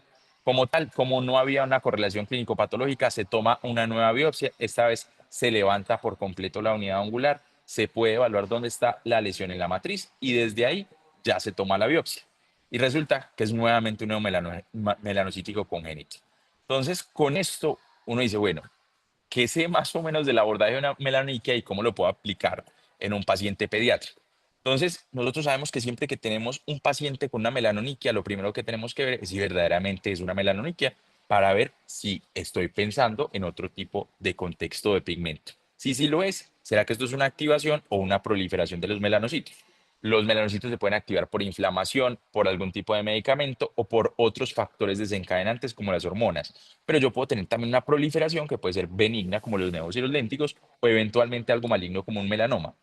Y para esto se desarrolla la mnemotecnia clásica del ABCDEF del abordaje de las melanoniquias en los adultos. Sin embargo, esto se nos cae por completo en la edad pediátrica. Y acá los hallazgos no van a aplicar para nada para el abordaje de estas lesiones. ¿Por qué? Porque tanto por clínica como por patología, los hallazgos y el crecimiento de estos melanocitos y de estas lesiones nos van a llevar a un comportamiento bastante atípico de las lesiones. Y como tal, siempre es importante tener en cuenta que aproximadamente un 75% de las melanoniquias que encontramos en esta edad terminan siendo neus. Y esto ya está respaldado. Aquí les quisiera mostrar esta tablita que nos intenta hacer el comparativo de cómo, si yo estoy hablando de un paciente adulto, probablemente estoy ante una activación melanocítica y por eso es que fue una lesión que empieza a presentarse secundario a un estímulo y los melanomas sí pueden llegar a estar presentes en esta unidad angular, pero en la edad pediátrica baja considerablemente esta afectación y los nevos van a representar en última instancia el factor más asociado o la etiología mucho más común de estas melanoniquias. Y el melanoma definitivamente es algo muy frecuente y que es de las cosas que uno le podría dar, digamos que de cierta forma, un poco de tranquilidad, pero al mismo tiempo un poco de frustración de, bueno, entonces, ¿cómo va a abordar estas melanoniquias? Cuando se hace una recopilación de 198 pacientes con melanoniquia longitudinal pediátrica, encontraron que solamente hubo 2 casos de melanoma in situ, de los cuales el diagnóstico está un poco dudoso, teniendo en cuenta lo que dijimos, que es que la patología de estas lesiones tampoco es fácil, pero además de esto, un 50% de los pacientes tenían hallazgos que eran atípicos. O sea, era un paciente que o tenía bandas muy anchas o que tenía un signo de Hutchinson, un pseudo Hutchinson, incluso distrofia, que en un adulto esto nos hubiera prendido las alarmas inicialmente, pero que en estos casos terminaron siendo neos. Entonces, con base en esto, ¿qué vamos a hacer en estos pacientes? Para el abordaje o los signos de alarma de los adultos, digamos que lo podemos tener un poquito más claro, pero en los niños, aquí el seguimiento longitudinal va a ser uno de los aspectos más importantes. ¿Por qué? Porque estos pacientes pueden tener los hallazgos atípicos que ya encontramos, sin embargo, lo que sí es importante resaltar son 2 aspectos principales. Lo primero es la evolución en el tiempo, cómo va creciendo este nevus, cómo se va comportando. Yo creo que las imágenes que nos mostró la doctora Tatiana también nos muestran qué tan dinámicas pueden llegar a ser las lesiones melanocíticas en un paciente en la edad pediátrica, no necesariamente una lesión congénita. Y además de esto, pues la distrofia de la unidad angular sí nos podría hablar de un factor mucho más importante para considerar malignidad. Pero a fin de cuentas, pues esto, la manera de llevarlo a lo práctico es decir, bueno, ¿cuándo voy a considerar la toma de una biopsia? Y acá lo más importante va a ser el desarrollo de cambios abruptos. ¿Cómo vamos a ver si son cambios abruptos? Si es la primera vez, pues a no ser de que la familiar o el familiar sea muy juicioso y nos traiga fotos, pues la verdad, el seguimiento en el tiempo va a ser lo que va a ser determinante. Lo que sí es muy claro es que si, por ejemplo, yo tenía un paciente que tenía una melanoniquia longitudinal estrecha y posterior a eso se vuelve una melanoniquia total, que tiene un pigmento muy marcado, yo aquí sí podría llenarme de razones para considerar la biopsia. Y además de esto, cuando yo tengo una pigmentación prominente de los tejidos periungulares, también debería empezar a prender alarmas. ¿Cuál es el problema? Que esto es una excepción en los nevos congénitos. Incluso si nos devolvemos al caso de nuestra paciente, eso es algo que era llamativo. Era una paciente que al parecer la lesión era desde el principio, desde el nacimiento, y para sumarle a esto, la paciente también tenía compromiso periungular. Entonces, estos 3 ítems nos van a orientar. Sin embargo, nuevamente, hay características que no nos cumplen. En este caso, puntualmente, vemos cómo el compromiso de los tejidos periangulares es muy marcado, pero nuevamente se trataba simplemente de un neomelanocítico congénito subungueal. Entonces, si ya tenemos esas indicaciones de biopsia, también cómo podría ser un abordaje a partir de un algoritmo. Y aquí resalto dos, uno que es colombiano y otro que es extranjero, pero pues hay que resaltar también lo propio. Entonces, lo principal en el que vemos en la porción izquierda es hacer el seguimiento en el tiempo. La melanoniquia, la melanoniquia, qué pena, pediátrica nunca se debería abordar en un solo momento en el tiempo, sino que siempre implica un seguimiento para yo poder tomar una decisión si efectivamente voy a someter al paciente a una biopsia. Sí quiero resaltar acá también la importancia de que las biopsias ungulares tienen que ser completas. ¿Qué implica una biopsia completa? Que yo pueda evaluar la matriz, que es donde tengo el mayor componente de melanocitos, y pues podría evaluar el lecho también. Sin embargo, lo que sí definitivamente no va a ser suficiente si yo tomo un punch, por ejemplo, incluyendo las láminas. Y lo otro que también quisiera resaltar es que además de esto, sí es bastante complejo evaluar la melanoniquia por clínica, también lo es al evaluar la histopatología y como tal podríamos recurrir a otras alternativas diagnósticas como nos lo proponen en el artículo de los doctores Ordóñez y González, y es que aquí uno debería de considerar incluso recurrir a un FISH para tomar una decisión bastante más marcada, porque es que igual chantarle el diagnóstico de un melanoma a un paciente más en una edad pediátrica, pues va a tener muchas implicaciones a largo plazo. Entonces, teniendo en cuenta esto, lo que nos pasó con nuestros pacientes que tenían una clínica tan florida que inicialmente era tan miedosa en un abordaje inicial, pues con todo esto hay unas conclusiones grandes que siempre hay que resaltar. Y es que la incidencia del melanoma angular en la infancia es extremadamente rara. Eso nos da un parte de tranquilidad, contrario a lo que pasa en la edad adulta, donde vemos una melanoniquia y de lo primero que inicialmente se nos viene a la mente es pensar en malignidad. Siempre en estos pacientes estar como, digamos que igual a favor del paciente, pero tener la calma de que la incidencia de esta lesión es mucho más infrecuente. Además de esto, la mayoría de las melanoniquias van a ser neus y van a ser completamente benignos. Y el problema es que esas reglas y las mnemotecnias en los adultos nos pueden incluso llegar a confundir. O sea, esto aquí sale un poquito del contexto y no deberíamos de aplicarlo de manera estricta, especialmente si estamos ante un neomelanocítico congénito, porque los neomelanocíticos congénitos son los más atípicos en su presentación, así como lo son en otras regiones corporales, son neus que inicialmente pueden ser asustadores, que pueden tener patrones que a la dermatoscopia nos asustan, pero que más que todo el comportamiento en el tiempo es lo que nos va a determinar que si esta lesión puede llegar a tener alguna afectación o alguna malignidad. Y nuevamente, lo que sí va a ser más marcado es que si yo voy a llegar a someter a un niño a una biopsia, especialmente en una unidad angular, que sabemos que son biopsias que no son muy fáciles de tomar y que son bastante complejas para una anestesia local, sí que menos en la edad pediátrica, la evolución en el tiempo va a ser el determinante más para resaltar, para tener en cuenta en estas biopsias, porque el seguimiento y el tratamiento de nuestros pacientes siempre debería de ser conservador. Mil gracias. Muchas gracias, doctor. Casos muy ilustrativos, muy clara la presentación y al final las melanoniquias que tanto nos asustan en los niños, pensar siempre que la mayoría son neus. Bueno, y ahora continuamos con el tercer caso, que es micosis fungoide hipopigmentada. Lo presenta el doctor Juan Gabriel Maya, residente de tercer año de dermatología de la Universidad Nacional. Adelante, doctor. Buenas noches a todos. ¿Se puede ver la pantalla? Sí, ahí se está viendo perfecto. Primero que nada, muchas gracias por la invitación. Mi nombre es Juan Gabriel Maya Betancur, soy residente de dermatología de tercer año de la Universidad Nacional de Colombia y hoy vamos a traer este caso clínico. Se trata de un paciente masculino de 7 años cuyo motivo de consulta es tiene unas manchas. Nos refiere que desde hace 3 años le aparecen lesiones hipopigmentadas que inicialmente aparecieron en las caderas y en los glúteos y que presentaron un crecimiento progresivo. Por esto indicaron una biopsia extrainstitucional y a la consulta nos llegó con aplicación de tacrolimus en las noches con una disminución leve de las lesiones. En cuanto a los antecedentes, únicamente lo importante es que había antecedente familiar para epilepsia e hipotiroidismo, sin otros antecedentes, y el paciente pues en el momento no tenía ninguna rutina de cuidado de la piel, además de la aplicación del tacrolimus. Al examen físico, entonces evidenciamos este paciente fototipo 3, en donde vemos unas máculas y unos parches hipocrómicos y acrómicos ovalados, que son circulares y que tienen entre 1 y 4 centímetros ubicados a nivel de los glúteos, de la región inguinal, de las axilas bilaterales. Es importante que algunos de ellos tenían acentuación folicular y eritema periférico.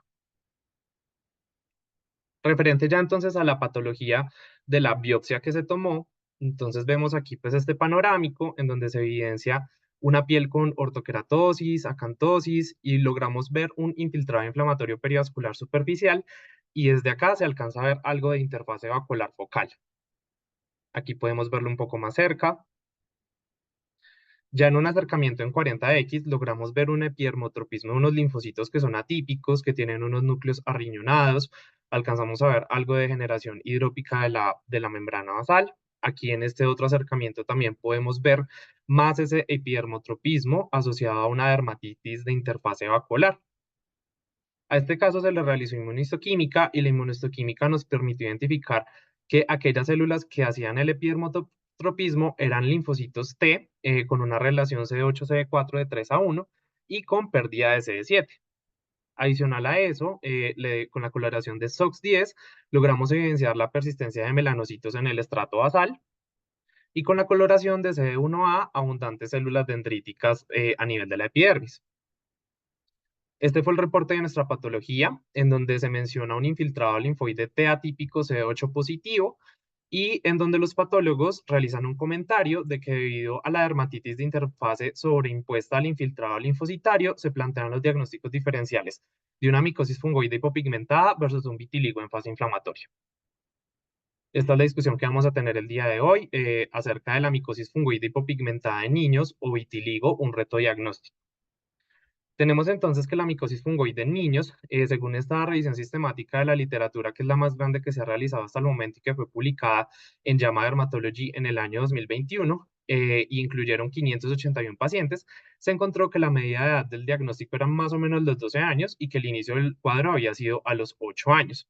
El 91% de los pacientes se diagnosticó en un estadio temprano, en estadio único, y algo importante y que cabe la pena recalcar es que dentro de estos casos encontraron que la variante clínico-patológica más frecuente en niños era la variante hipopigmentada, con un 54.5% de los casos, seguido por la clásica, un 33%, y otras menos frecuentes, pero también presentes, como la foliculotropa, la unilesional, la hipoquilodérmica u otras pues, de las múltiples variables.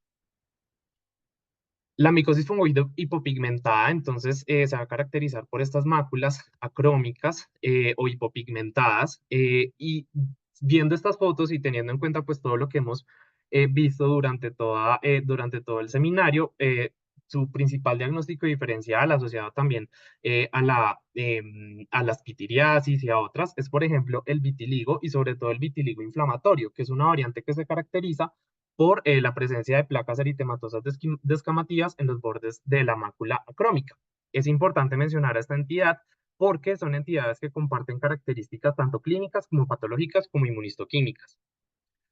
Debemos hablar también de por qué se genera la hipopigmentación en cada uno. En la micosis fungoide, el infiltrado de los linfocitos atípicos va a generar una liberación de interferón y de citoquinas que nos va a llevar a una alteración en la melanogénesis y al traspaso de los melanosomas a los queratinocitos. Adicional a eso, también va a haber una apoptosis que va a ser secundaria en algunos melanocitos por esta misma inflamación. En el vitiligo, como ya nos explicaba la doctora, los factores ambientales y genéticos nos van a generar unos autoanticuerpos IgG específicos contra proteínas de los melanocitos que nos van a llevar a una autorreactividad de los linfocitos citotóxicos CD8 y esto asociado al estrés oxidativo nos va a generar una apoptosis directa de los melanocitos. Es importante comparar estas dos patologías teniendo en cuenta que la micosis fungoide hipopigmentada se va a presentar como estas máculas y parches hipopigmentados o acrómicos, incluso se han descrito como vitiligo-like, que pueden o no estar asociados a unos parches y placas eritematosas y asociados también a poiquilodermia.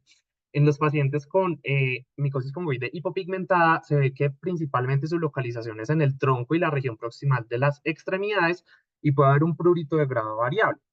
En el vitiligo lo conocemos clásicamente como estas máculas acrómicas, sin embargo, esta variante rara que es el vitiligo inflamatorio puede presentarse con unas placas eritematosas descamativas en los bordes de las lesiones. Como ya nos mencionaron, generalmente la forma generalizada, no segmentaria, se da de forma acrofacial y usualmente estos pacientes no tienen tanto prurito. Ambas patologías, sin embargo, pues tienen un pronóstico favorable. Aquí vemos fotografías en donde vemos casos de micosis fungoide hipopigmentada y de vitiligo inflamatorio y en sí pues logramos ver como las características clínicas que pueden llegar a compartir.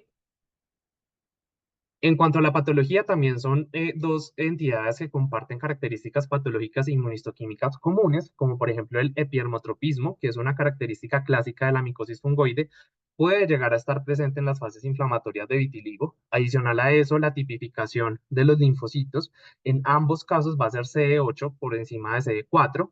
Aquí hay algunas características que nos pueden ayudar a diferenciar, como por ejemplo la atipia de los linfocitos nos va a hablar de que sea más una micosis fungoide, es decir, si son núcleos grandes, hipercrómicos, irregulares o cerebriformes, más que un vitiligo. También que la pérdida de melanocitos en la micosis fungoide hipopigmentada va a ser parcial y no completa como en el vitiligo inflamatorio, y que generalmente vamos a tener una dermatitis de interfase mínima ausente.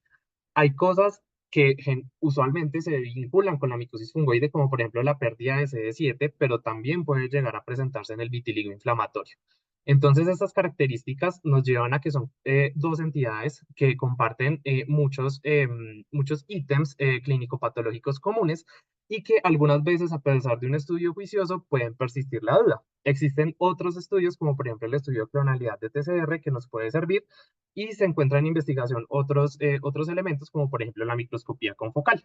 En cuanto a nuestro paciente, encontramos un paciente que tenía hallazgos clínicos, patológicos e inmunistoquímicos compartidos por ambas patologías, sin embargo que tenía características que nos sugieren MF hipopigmentada, como la presencia de escama central en algunos parches, los linfocitos atípicos, la disminución más no ausencia de los melanocitos, el aumento de las células de Langerhans, la presencia de linfocitos en la dermis papilar y la pérdida de los marcadores T, tanto el CD7 como el CD2 y el CD5, por lo cual consideramos una sospecha alta de micosis fungoide hipopigmentada y solicitamos un rearreglo de TCR para apoyar el diagnóstico, el cual pues se encuentra pendiente. Estamos a espera de ese resultado.